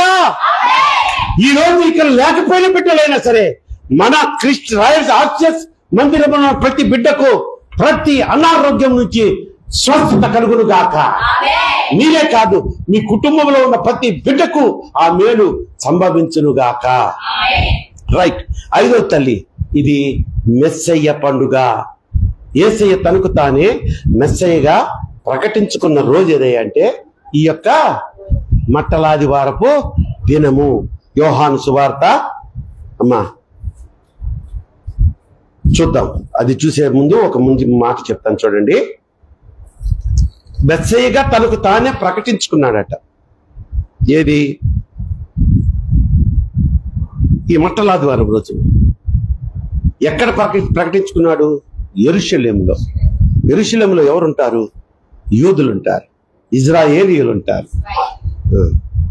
ఇప్పుడు ఇజ్రాయేలీయులు ఉన్నారు కదా. ఇజ్రాయెల్ దేశం ఉందా? వాళ్ళ దృష్టిలో ఇంకా మెస్సయ్య రాలా. యేసయ్య వాళ్ళకి మెస్సయ్య కాదు. తెలుసా మీకు ఈ సత్యం? తెలుసా మీకు? ఎంతమంది తెలుసు? చేతులు ఎత్తండి. పురుషులకు కూడా ఎవరికి తెలీదా?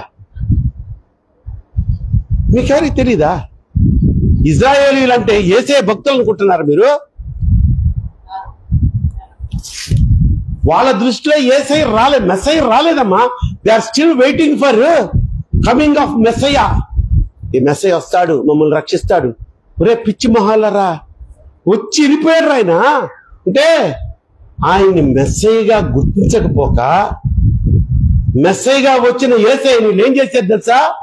చంపేశారు. వీళ్ళ మొహం వాళ్ళని చంపుతారులే. ఆయన కార్యక్రమం చేయడానికి, నెరవేర్చడానికి వచ్చాడు కనుక చేసి ఆ కార్యక్రమాన్ని ఆయన తిరిగి విజయవంతంగా రాజుగా వెళ్ళిపోయాడు.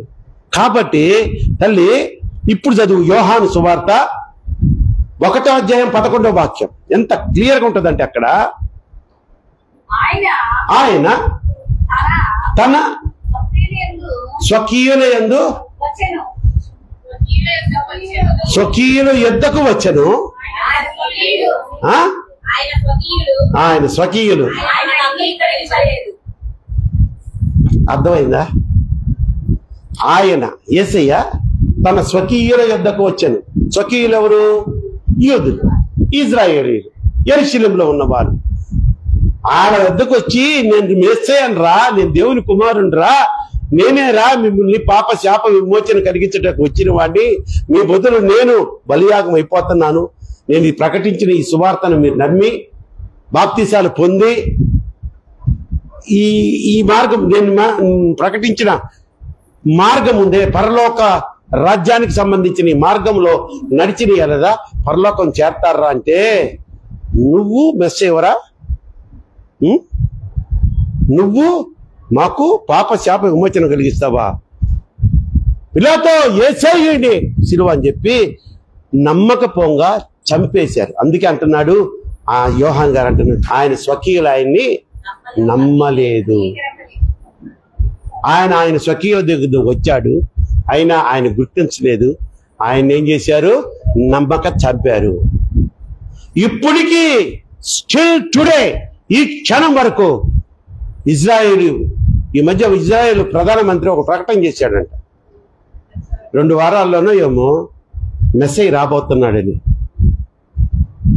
రేపు పిచ్చి మహారాజా, 2 వారాల్లో మెస్సయ్య రాబోవడం ఏంట్రా? యేసయ్య రూపంలో ఆ మెస్సయ్య మన పాప శాపమును ఆయన మీద వేసుకొని లోక పాప రక్షణ కోసం వధించబడిన గొర్రె పిల్లగా వచ్చి వెళ్ళిపోయాడు కదరా అని అంటే మెస్సయ్య లేదు గిస్సయ్యలేదు, ఇదంతా పిచ్చోళ్ళు. ఇప్పుడు ఇజ్రాయెల్కి పోయి యేసు ఖాళీ సమాధి, యేసు గారు ఇక్కడ బాప్తీసం తీసుకున్న యొర్దాను నది ఇదంట యేసు క్రీస్తు జన్మించిన స్థలం. అక్కడ గుళ్ళు కట్టేశారంట, గుళ్ళు అనకూడదులే, మందిరాలు నిర్మించారంట. టూరిస్టులు 100,000 మంది వెళ్తున్నారు కదా ప్రతిరోజు ప్రపంచం మొత్తంలో. వాళ్ళందరినీ ఒక జోకర్స్ లాగా చూస్తారంట వాళ్ళు. ఏంటి మంద?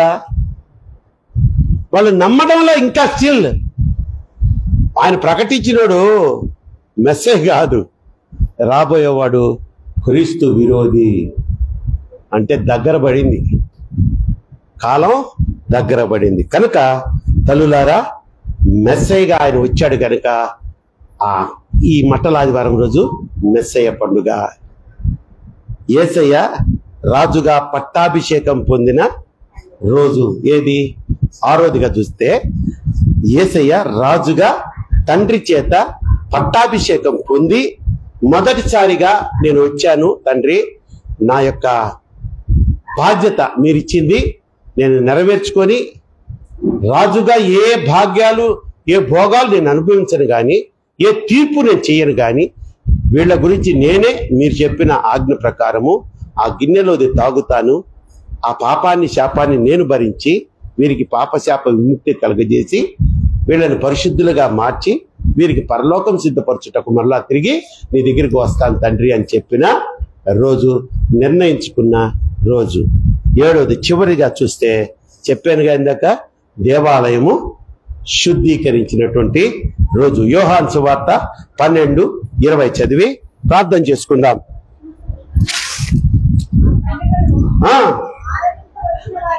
ఏ పండగమ్మాది? గ్రీసు దేశస్థులుండ్రి.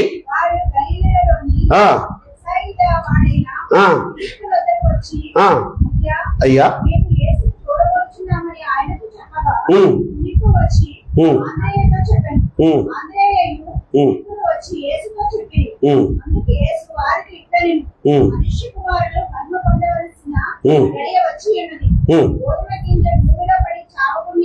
అమ్మ మీరేం చదువుతున్నారా?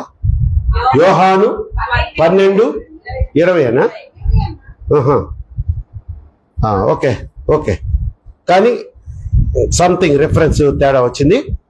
దేవాలయము శుద్ధీకరించిన రోజంటే అక్రమ వ్యాపారుల నుంచి, ఆ యొక్క వాళ్ళ కబంధ హస్తాల నుంచి విడుదల కలుగజేసి వాళ్ళ తరిమి కొట్టి ఆ దేవాలయము ఉండవలసిన స్థానంలో ఉంచిన రోజు ఈ మట్టల ఆదివారపు రోజు. ఇన్ని కార్యక్రమాలు జరిగినాయి మీకు తెలుసా? ఇన్ని సంవత్సరాలుగా మనం మట్టల ఆదివారం రోజు యేసుక్రీస్తు పుట్టాడు, మన కోసం మరణించాడు, పాతిపెట్టబడి 3వ రోజు లేచాడు, తిరిగి వెళ్ళిపోయాడు. మట్టల ఆదివారం రోజు చెప్పుకోవాల్సిన వాక్యము, ధ్యానం చేసుకోవాల్సిన వాక్యం ఇది. అమ్మా చదువు. జనసమూహము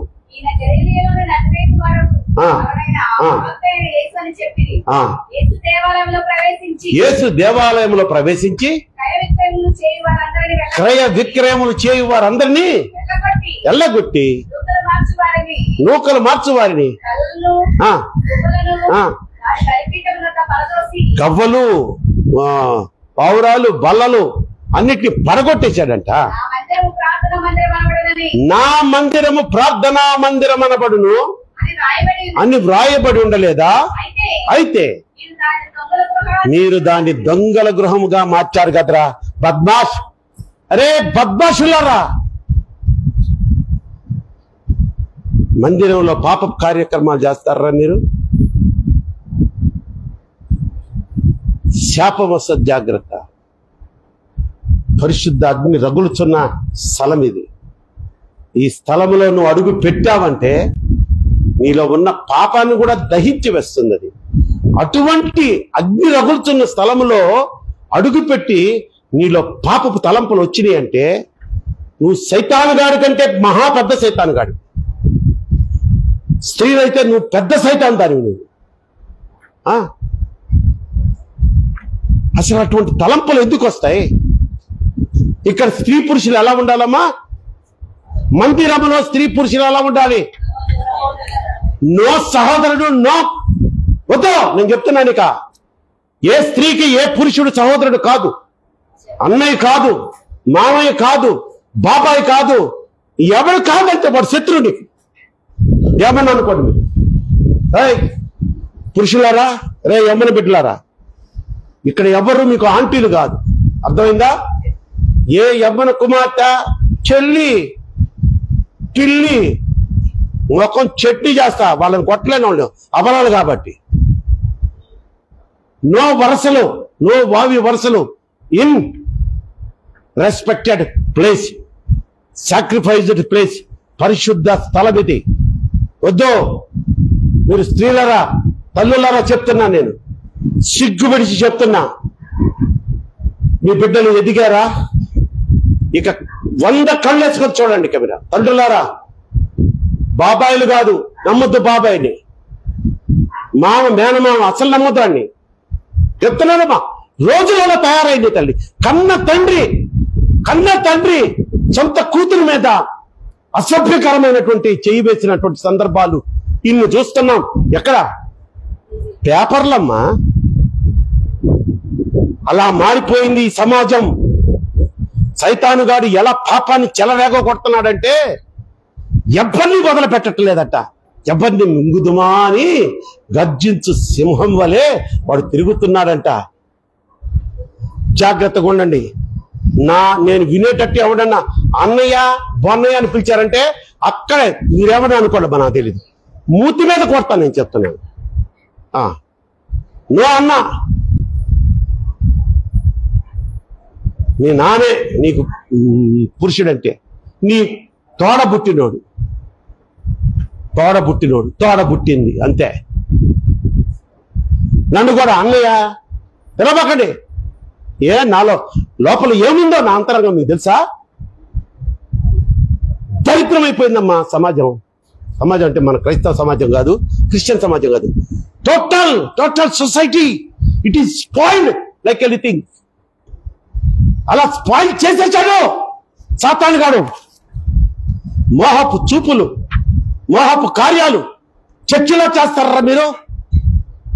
సిగ్గులేని మొహాలరా. మన కోసం ఏంట్రా ఆయన పడని శ్రమ ఉందా? ఆయన చెయ్యని త్యాగం ఉందా? ఆయన సిద్ధపరచని క్షేమం ఉందా?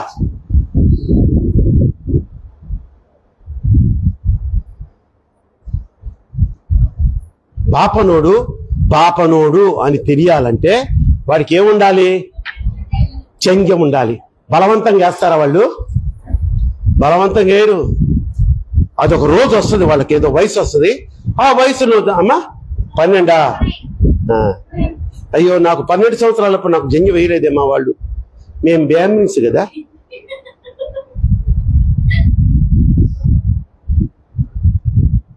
పన్నెండు సంవత్సరాలకి ఆ జంజ వేసి మనం బ్రాహ్మణుడు విడుదయ అంటారు. ముస్లిమ్స్ అని తెలియాలంటే లేడీస్ కేమో నాకు తెలియదు, కానీ జెంట్స్ కి సున్నతి అని ఒకటి చేస్తారు. అవన్నీ నేను చిన్నపిల్లలు ఉన్నారు, పెద్దోళ్ళు మీకు తెలుసు. అదేం తప్పు కాదు వాళ్ళకి. వాడు నికాసైన సాయిబు అంటే మన పరిశుద్ధ గ్రంథంలో కూడా ఉంది తల్లి. అదేమి నీచమైన కార్యక్రమం కాదు. మీరు డబ్బు అనుకోకూడదు. అర్థమైందా? సొసైటీ అలా అయిపోయిందమ్మా, అలా అయిపోయింది. తప్పుడు వీడియో చూస్తానికేమో అబ్బో అనుకోరు, ముసిగేసుకొని మరీ చూస్తాయి. గొప్పటి మనకి ఎట్లా తెలుస్తుంది? పిల్ల పడుకొని ఉంటున్నా అని అనుకుంటాం, లేకపోతే పిల్లలు నిద్రపోతున్నాడు అనుకుంటాం. లోపల నుంచి చిన్న లైట్ కనిపిస్తుంది. నీకెంత ఐడియాలు ఇస్తే దేవుడు మాకు ఇస్తాడే నా బిడ్డ. కనుక తల్లి వద్దనే వద్దు, 100 కళ్ళు వేసుకొని చూడు. విచ్చలవిడిగా ఎవడిని నమ్మి ఒంటరిగా ఇంట్లో వదిలిపెట్టద్దు, బయట అంతకంటే వదిలిపెట్టద్దు. అర్థమవుతుందా? అర్థమవుతుందా? అంటే నీరసం వచ్చిందని ముసుగుదని కొన్ని ఇంట్లో పడుకోవడం కాదు. తెలుసుకో లోక జ్ఞానం. అర్థమైందా? నువ్వేందో అనుకుంటున్నావు ఇంతింతోళ్లే కదా నా బిడ్డలని, ఎగిరెగిరిది అంటారు పెద్దవాళ్ళు అయితే వాళ్ళు. ఇట్లా కానీ నువ్వు వదిలేసామంటే ఈరోజు ఓపెన్ అయిపోతున్నా నేను. మీరేమన్నా అనుకోండి, రేపు నుంచి చర్చికి రాపోయినా నాకేం బాధ లేదు. చెప్పాను నన్ను, ఎందుకమ్మా ఎంతకాలం నాకు ఇక్కడ పుండ్లు, ఎందుకు ఈ మంట చెప్పలేకపోతున్నాను. చెప్పాలని కట్టితో చూస్తున్నా, కొన్ని చెవులతో వింటున్నా, గద్దించలేకపోతున్నా. ఈ రోజు గద్దించి పడేసా. నాకు అబ్బా గ్యాస్ పోయినట్టుంది.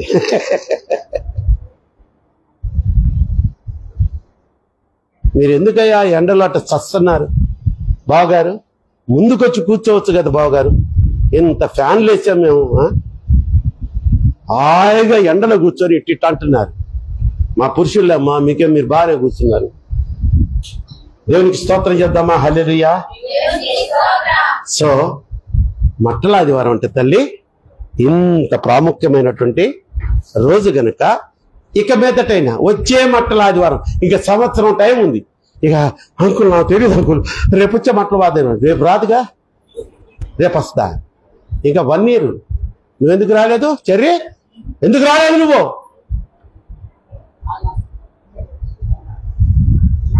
నువ్వు చిన్నపిల్లవే కదా. ఈసారి సంఘం అంతా రావాలి. ఈ రోజు నిజంగా ఈ వాక్యం మీలో పనిచేస్తే, అరే ఇన్ని కార్యాలు జరిగినాయా, ప్రభు ఇంతగా మహిమపరచ. క్రిస్మస్ రోజు మనం పండగ చేసుకుంటాం. ఎందుకు?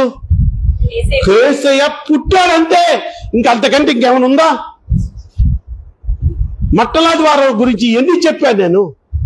మళ్ళీ ఇదే వర్తమానం ఫేస్బుక్ లో ఉంటది, యూట్యూబ్ లో ఉంటది.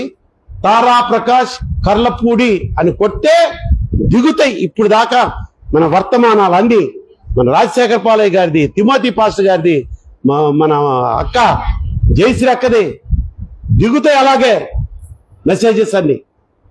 ఈ మెసేజ్ మట్టల ఆదివారం గురించి వినాలనుకుంటే టైటిలే పెడతా, మట్టల ఆదివారం పెట్టి రిలీజ్ చేస్తారు. రేపు చూసుకోండి, ఒకసారి నిదానంగా వినండి. మరి ఎంత ప్రాముఖ్యత ఉందా మట్టల ఆదివారంలో అని.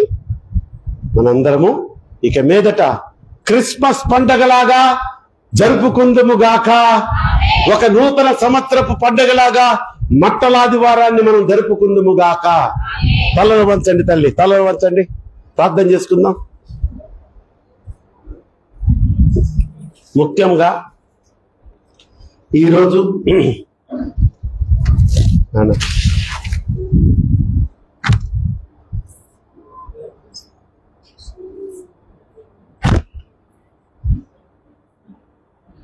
రెండు 3 వారాల నుంచి చెప్తూ ఉన్నా, నోరు అరిగేటట్టు.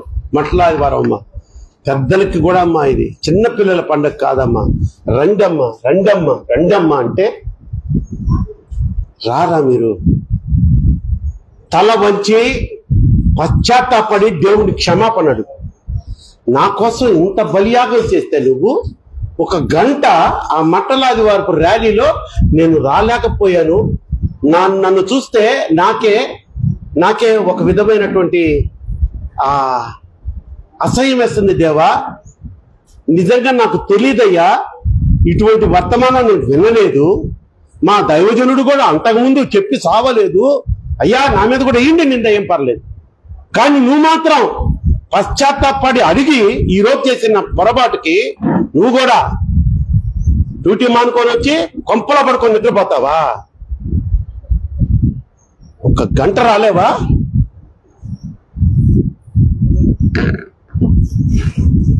ఏంటంటే అహంకారం ఆయన మనకి. ఏంటంట అదే ఆయన ఏంటంట అంటే అప్పుడు తెలుస్తుంది మనకి. ఈమె రాలా, బెట్టగొట్ట బొమ్మంటే పోయి 3 రోజులు తిరిగేసి వస్తుంది.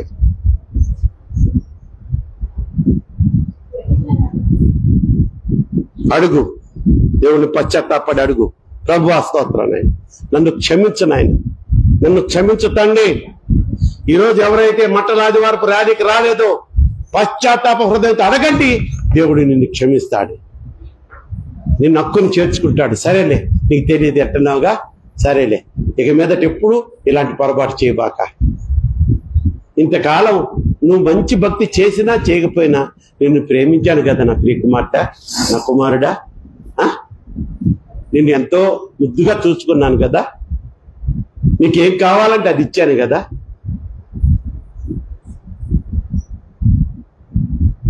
క్రైస్తవ్యం అంటే ఒక చులకన, క్రీస్తు అంటే చులకన, అవసరానికి యేసయ్య కావాలి.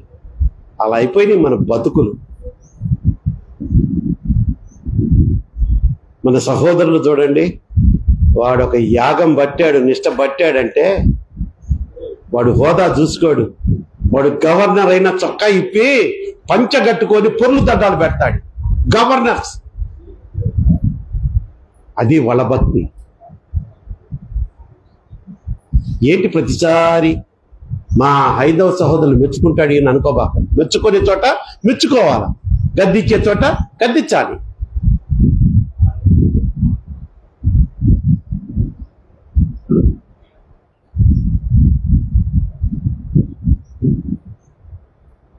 రాత్రులు 12 గంటలకు వస్తావు, సెంటర్లో నిలబడి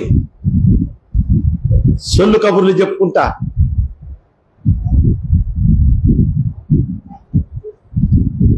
అడగాలమ్మా, నేను ఒప్పుకొని నేను చెప్తున్నా, మీరు నిజంగా పశ్చాత్తాపంతో కూడిన ప్రార్థన ఇప్పుడు చెయ్యాలి.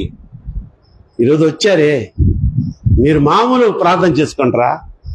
మీరు ఆయన్ని సంతోష పెట్టారు తల్లి. అబ్బా, బొడ్డ పిల్లలు 30 మంది వచ్చారు తెలుసా ఈరోజు. నేను ఆశ్చర్యపోయా. ఒరిజినల్ ఆర్సిఎస్ సండే స్కూల్ బిడ్డలు వాళ్ళంతా, ఏదో బయట నుంచి అరువు తెచ్చుకున్న వాళ్ళు కాదు. 30 మంది వచ్చారు నాయన, 30 మంది వచ్చారు. ఎంత సంతోషపడ్డా తెలుసా. మన సండే స్కూల్ టీచర్స్ నేను అభినందించా, అబ్బా బాగా చేస్తున్నారా మీరు, ఇలాగే పట్టుకురండి అమ్మ వాళ్ళని అని.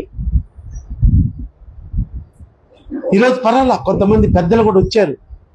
ఒక 10 మెంబర్స్ దాకా వచ్చినట్టున్నారు స్త్రీలు, మేబీ మోర్ దాన్ 10 మెంబర్స్. అమ్మా, ఎంత సంతోషంగా ఉన్నిందో నాకు. ఇది కదా అని పురుష అహంకారం తగ్గించుకోండి. ముందు నీకు నెరిసిన జుట్టు ఎందుకు రాలా?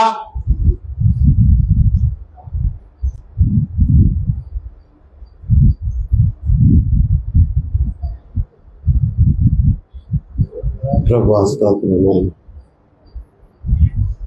ఈ మట్టల ఆదివారం రోజు ఈ దినమంతా మమ్మల్ని సంతోషంతో నింపినందుకు స్తోత్రాలు.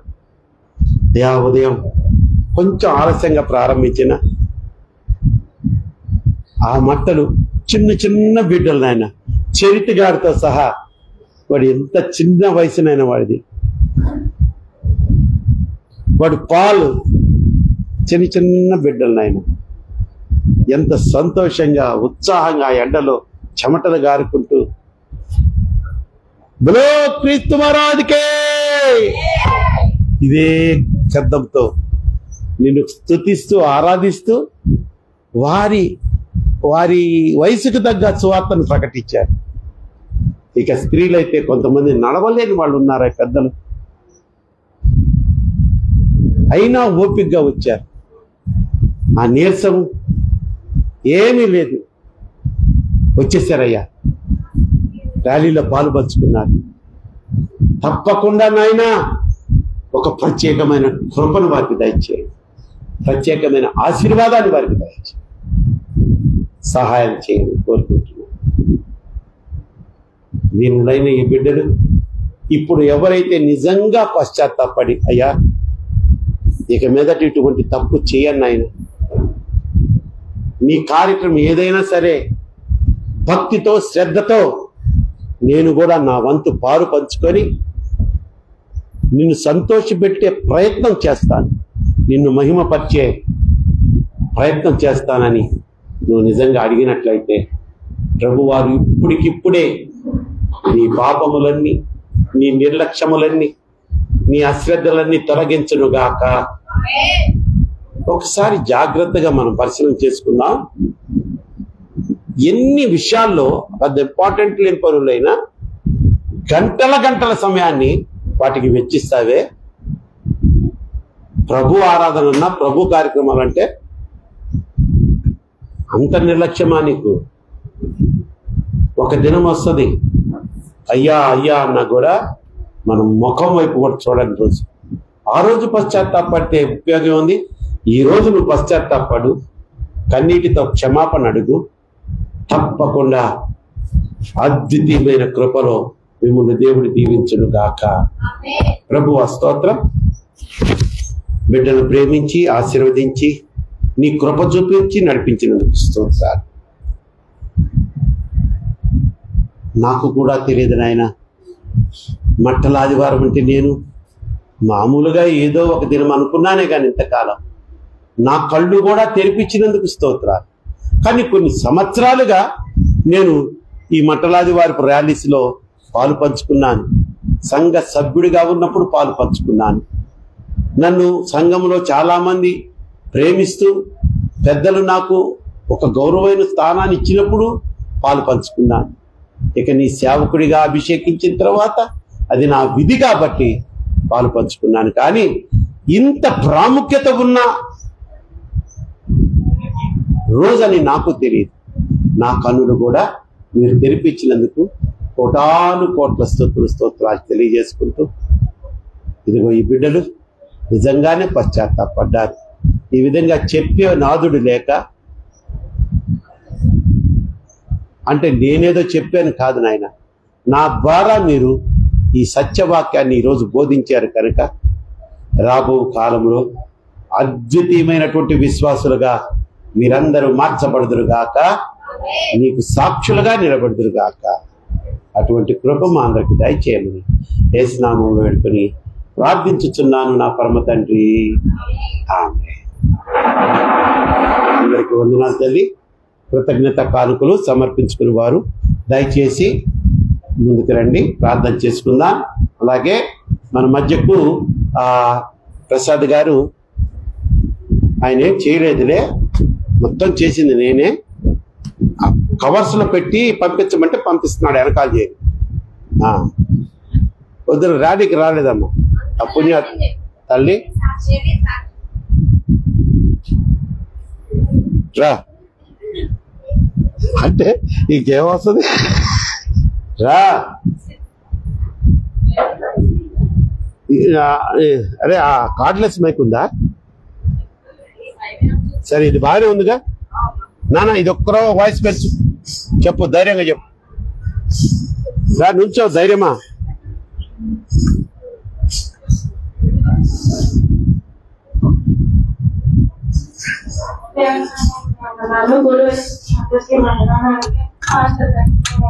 వందనాలు తల్లి.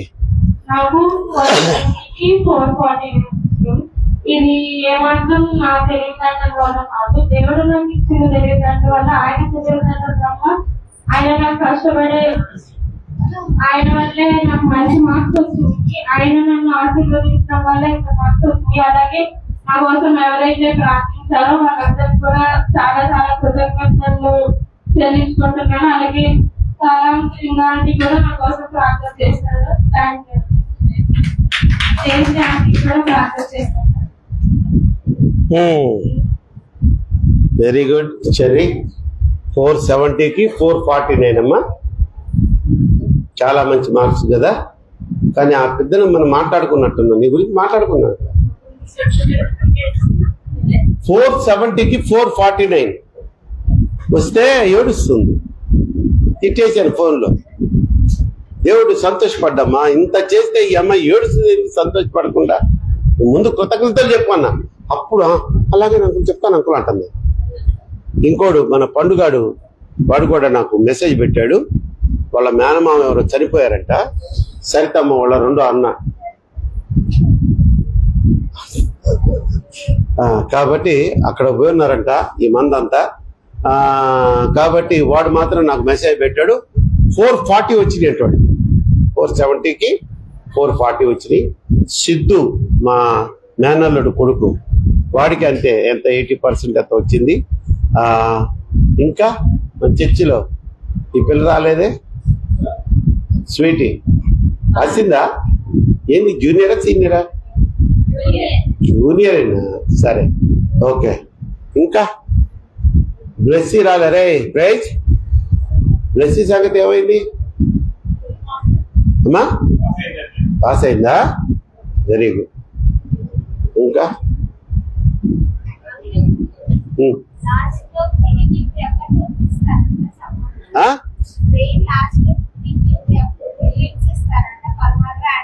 ఎప్పుడు? ఇప్పుడా? ప్రేయర్ అయిన తర్వాత ఏమేమి ఇస్తారు? భోజనాలు పెడుతున్నారేమో అనుకున్నా. సరే, మనకి ఇప్పుడు డ్రింక్స్ కూడా ఉన్నాయి. నేను పొద్దు నుంచి డ్రింక్స్ తాగుతున్నాను తెలుసా. ఎంతమంది ఇచ్చారో. సరళమ్మ పొంగలోనే పొద్దున్నే కుడితి పోసినట్టు పోసేసాం లోపల. ఆ తర్వాత అట్టుపోయాం, అట్టు పొంగలోనే మళ్ళీ ఎవరమ్మా లెస్సక్క ఫ్రూట్ ఇచ్చేసింది. మళ్ళీ ఇక్కడ కేసరి తినేసాం. మళ్ళీ బిస్కెట్లు వచ్చేసినాయి, చాలా చాలా వచ్చినాయి ఈసారి. ఇంకా చాలా మంది మాతోనే ఉండిపోయారు కనుక ఆయన ఏర్పాట్లు చేయలేకపోయారు. తర్వాత కొంచెం ర్యాలీ లేటుగా ప్రారంభించాం కాబట్టి ఆ కుద్దూస్ నగర్లోకి వెళ్ళలేకపోయాం. అదొకటే. అయినా ఇంకా కుద్దూస్ నగర్లో పెద్ద ఎవరున్నారు అక్కడ, అటు నుంచి వచ్చేవాడు. ఆ ప్రదీప్ రేవతి ఉండేది, వాళ్ళు చెన్నై వెళ్ళిపోయారు. మీరు మామూలు వాళ్ళమ్మ, మీరు అవ్వమ్మలారా. వద్దు అంటే పండే తినిపించిన వాళ్ళు. ఇప్పుడు ప్రదీప్ గారిని లాక్కెళ్ళడం పెద్ద కష్టమా? అంతే. నేను రాలా, నెల్లూరు అండి.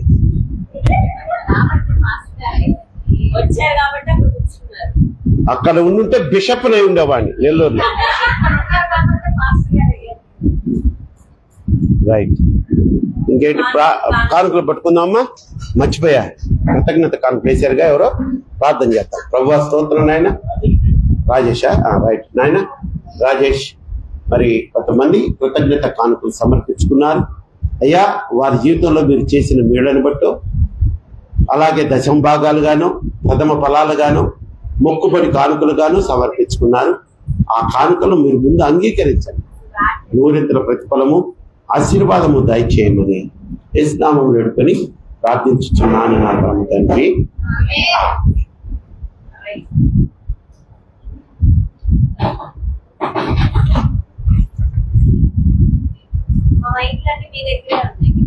ఏం అక్కర్లేదు, ఇదేం పాడపడలేదు.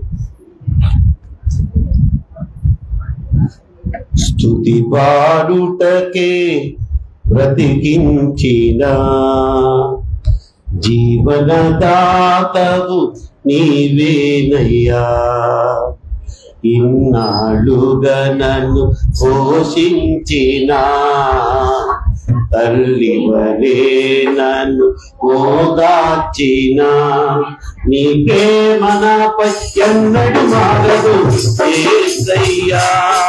నీ ప్రేమ నాపై ఎన్నడూ మారదు యేసయ్యా.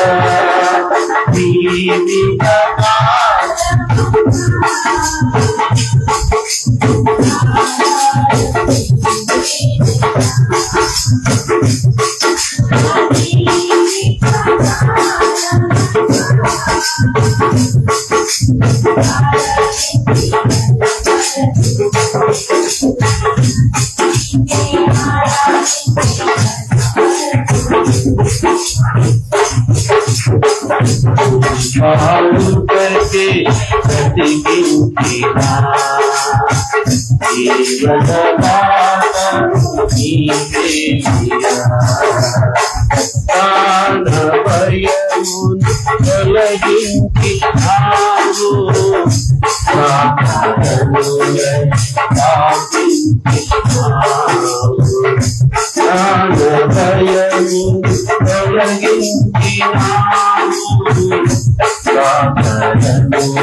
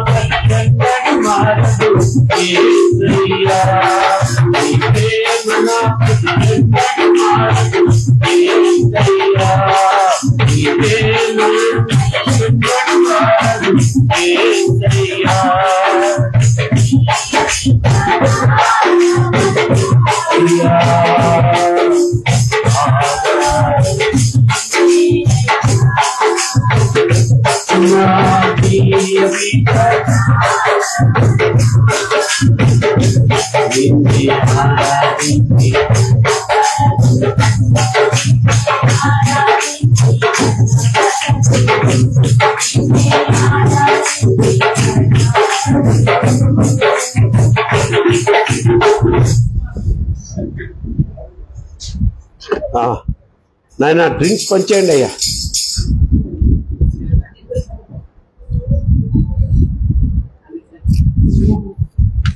క్లుప్తంగా good Friday and Easter program sheets మీకు వచ్చేసినాయి. ప్రోగ్రామ్ షీట్స్, ఆహ్వాన పత్రాలు, కవర్స్ కూడా ఇచ్చారు కాబట్టి కవర్స్ లో ఏం పెట్టేవాళ్ళో మీకు తెలుసు. దేవునికి స్తోత్రం చెప్పండి. నీకు ఇవ్వలేదమ్మా ప్రసాద్? కుమారి గారికి ఇవ్వలేదంట. ఇటు సైడ్ ఎవరికి రాలేదంట. అదిగా ప్రక్కన ప్రసాద్కి ఇచ్చాడు అమ్మా. నీ పతికి ఇచ్చారు ఆయన. అమ్మా నీకు కూడా నీ పతికి ఇచ్చుంటారు. దాసు గారికి ఇచ్చారా? దాసు గారికి ఇచ్చారండి. అమ్మా ఎవరికైనా రాకపోతే చేతులు ఎత్తండి. అమ్మయ్య పానీలే నాకు ఇవ్వలేదు కవరు, నేను డబ్బులు పెట్టబడలేదని తప్పించుకోబాక. రైట్. రైల్వే క్రిస్టియన్ సమాజం చర్చి మరియు చారిటబుల్ ట్రస్ట్ 1942 గుడ్ ఫ్రైడే మరియు ఈస్టర్ ఆరాధనల ఆహ్వానము. గుడ్ ఫ్రైడే 18వ తారీఖున శిలువ ధ్యానములు ఉదయం 11 గంటలకు ప్రారంభించబడతాయి. ప్రారంభ ప్రార్థన శ్రీమతి ఎల్ నిర్మలమ్మ గారు. అసలు ఇది ప్రింట్ చేసేటప్పుడు నువ్వు రాగలవో లేదో అంటానే పేరు గుడ్డి నమ్మకంతో తెచ్చా. దేవుడు నిన్ను నడిపించాడు. అలాగే అధ్యక్షుడు శ్రీ ఎల్ ప్రసాద్ గారు, సెక్రటరీ ఆర్సిఎస్ చర్చ్. పాట అపరాధిని యేసయ్య. ఇక అక్కడి నుంచి మనకి 7 మాటల మీద ధ్యానము స్టార్ట్ అవుతుంది. షార్ప్ గా 12 o'clock మొదటి మాట ప్రారంభించబడుతుంది. 12:25 కల్లా ధ్యానం ముగిచేయాల.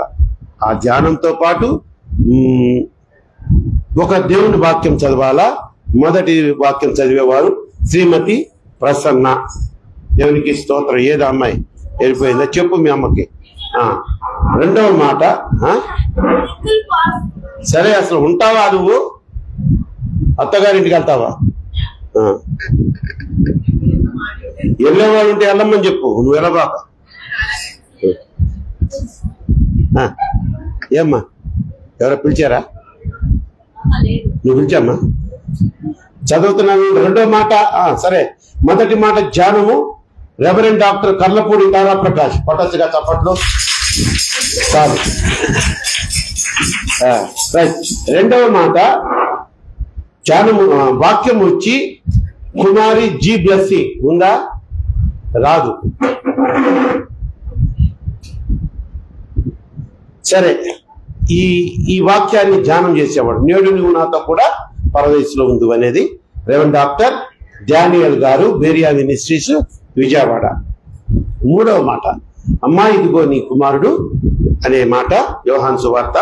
ఆ వాక్యం ధ్యానం అదే బైబిల్ పఠనం చేసే వ్యక్తి వచ్చి CH Lavanya. Good. RE Jayashree గారు, మన అక్కయ్య గారు, ఆ వాక్యం మీద 20 minutes ధ్యానం చేస్తారు. సరే తల్లి. రైట్. సుమలత, నేను అసలు అడగడం, నువ్వేమన్నా మాట మీద మాట్లాడాలనుకున్నావా? అనుకున్నా, నేను ఇస్తాను అనుకున్నావా? రైట్. నాలుగవ మాట నేను రాజేష్ గారిని ఇస్తా, నీకెవను. దేవా నా దేవా నన్ను ఎందుకు చేయి విడిచితివి. అమ్మా ఈ యొక్క వాక్యానికి సంబంధించి మాటకు సంబంధించిన వేద పఠనం వచ్చి కుమారి సహస్ర. సహస్ర ఎవరు? నువ్వు అసలు రావనుకో, అని తెలియదు నాకు. ఇది మన ర్యాలీకి నువ్వు రావని తెలిసి ఇక్కడ పేరు కొట్టించుకున్నామండి. అది కూడా అమ్మా. ఆ వాక్యం కూడా ఎవరంటే అబ్బా నేను చూడలేదు. సరే. రెవరెండ్ డాక్టర్ డానియల్ గారు, బేరియా మినిస్ట్రీస్. ఐదవ మాట నేను దప్పికొంచున్నాను. దానికి సంబంధించినటువంటి ఆ యొక్క వేద పఠనం, బైబిల్ స్టడీ ఎవరంటే కుమారి కే స్వీటీ. ఆ మాట ధ్యానం చేసేవారు మరలా అక్క ఆర్ఈ జయశ్రీ గారు. అక్క మీరు చూస్తున్నారు కదా, 5-3 అక్క ఇది. సరేనా? ఆరవ మాట సమాప్తమైనది. ఈ వాక్యము మరి చాలా కఠినమైన వాక్యము. అది చదవాలంటే చాలా చదువు జ్ఞానం ఉండాలా. మరి ప్రతి సంవత్సరం ఒక్కడికే అది వీలవుతుంది. అంత కష్టతరమైన పని. మన అమిత్ దేవరాజ్ బేటి సమాప్తమైనది అండ కూర్చోడు కదా. నిఖిల్ గారికి ఇచ్చేవాడిని, వాడు ఇప్పుడు ముదురైపోయాడులే. రైట్ అమ్మా. ఇది ఆరవ మాట. ఇక చివరి మాట యథావిధిగా కుమారి రత్నశ్రీ వేద పట్టణం. నిజానా? పోయినసారి ఏమేసారు నీ పేరు? ఏదో వేసేసాను కదా. సరే సరే. ధ్యానం వచ్చి ఈ మాట మీద మరలా రెవరెండ్ డాక్టర్ కర్లపూడి తారాప్రకాష్. అందుకే నువ్వంటే నాకు ఇష్టం తల్లి. అంతటితో గుడ్ ఫ్రైడే ప్రోగ్రామ్స్ అయిపోతాయి. అసలు అంతసేపు అయిందా అని కూడా తెలియదు మనకి. అంత చాలా జాగ్రత్తగా జరిగిపోతా ఉంటుంది దేవుని ఆత్మ నడిపింపుతో. చివరిలో బటర్ మిల్క్ మనకిస్తారు. ఎవరు? బాబీ. ఎందుకు అడుగుతుందో ఆపుకోకూడదా? బటర్ మిల్క్ బాబీ ఇస్తాడు. వాడు ప్రతి సంవత్సరం ఇస్తున్నాడు. పోయిన సంవత్సరమే మిస్ అయ్యాడు. ఇక కొన్ని సంవత్సరాలుగా మన పలహారం గుడ్ ఫ్రైడే రోజు శ్రీనివాస్ గారు అలాగే శేష్ తల్లి చెర్రీలు ముగ్గురు కలిసి ఇస్తున్నారు. కనుక ఆ రోజుకి మళ్ళీ ఎవరైనా ఇస్తారా? గుడ్ ఫ్రైడే రోజు మీరేదో రోజు చెప్పారే.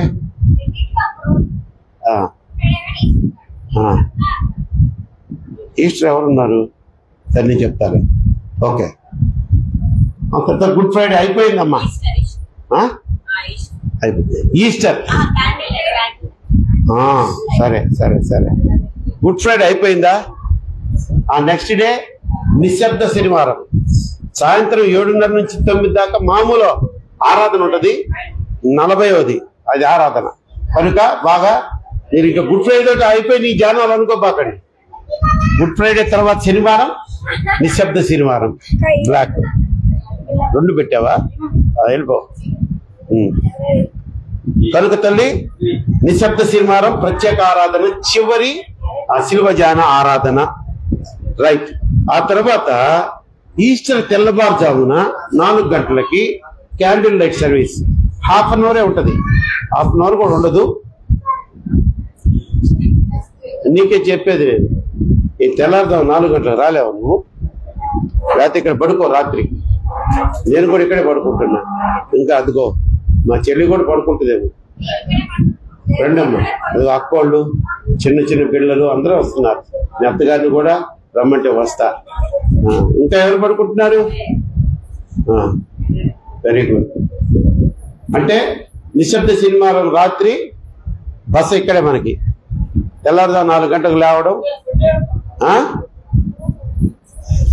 ఎవరయ్యా ఫుడ్ అనింది? ఎవరన్నారా మాట?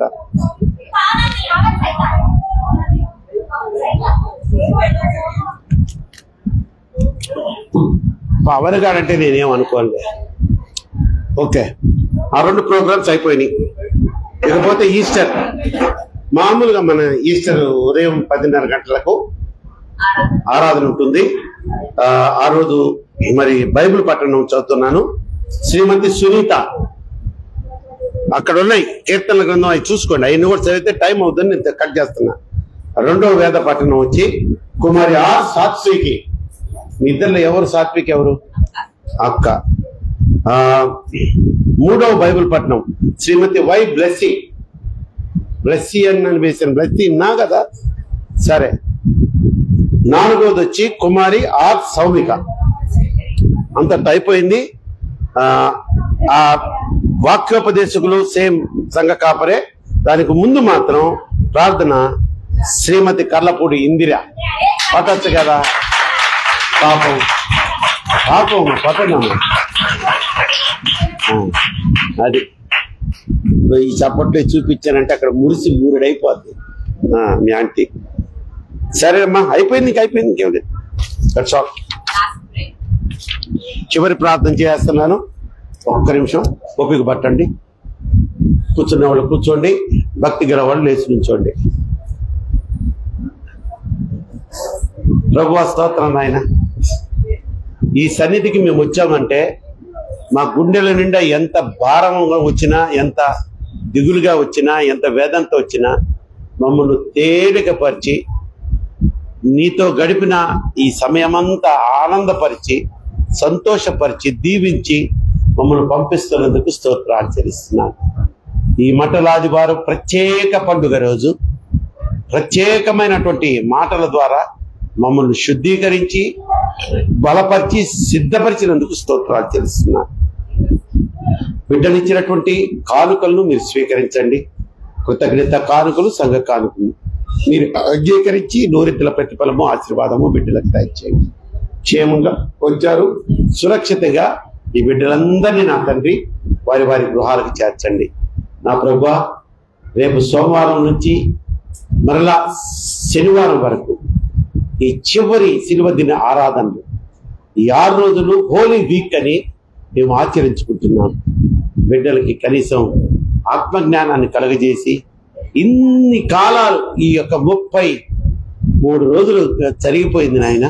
33 రోజుల్లో రాని బిడ్డలు కూడా ఈ చివరి వారం, ఈ చివరి హోలీ వీక్ లో పాలు పంచుకొని కనీసము నీ కృప పొందుకొనుటకు వారిని మీ ఆత్మ ప్రేరణ దయచేయండి అయ్యా.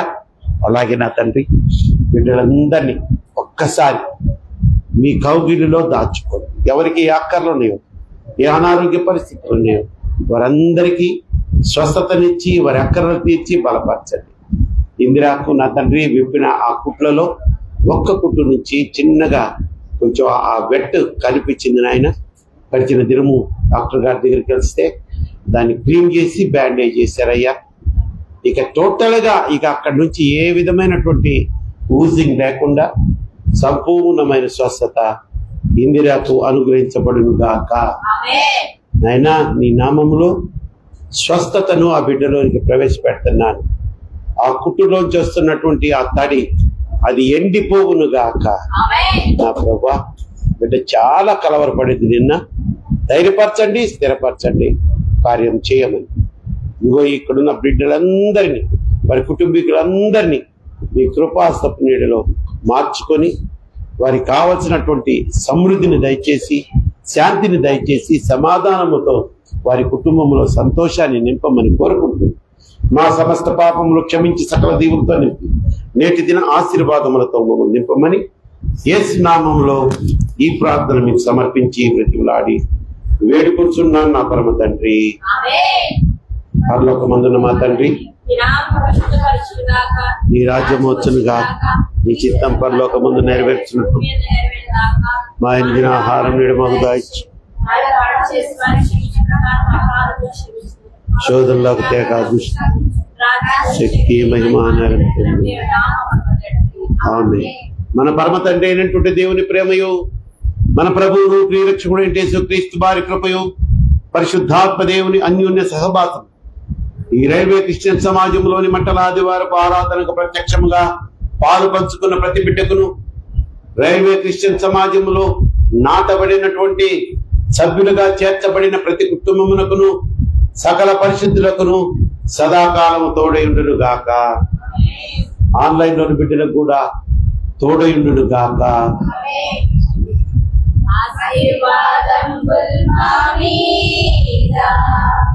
వర్షింపచేయు నిశా ఆశతో నీ సత్య వాగ్దాతము ఏ మాయి ఉమ్మరించును.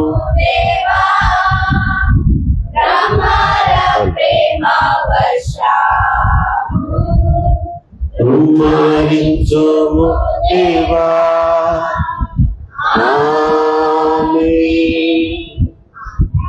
ఆమేన్. నా హృదయపూర్వక వందనాలు, దీవెనలు మీ అందరికి తెలియజేస్తాను.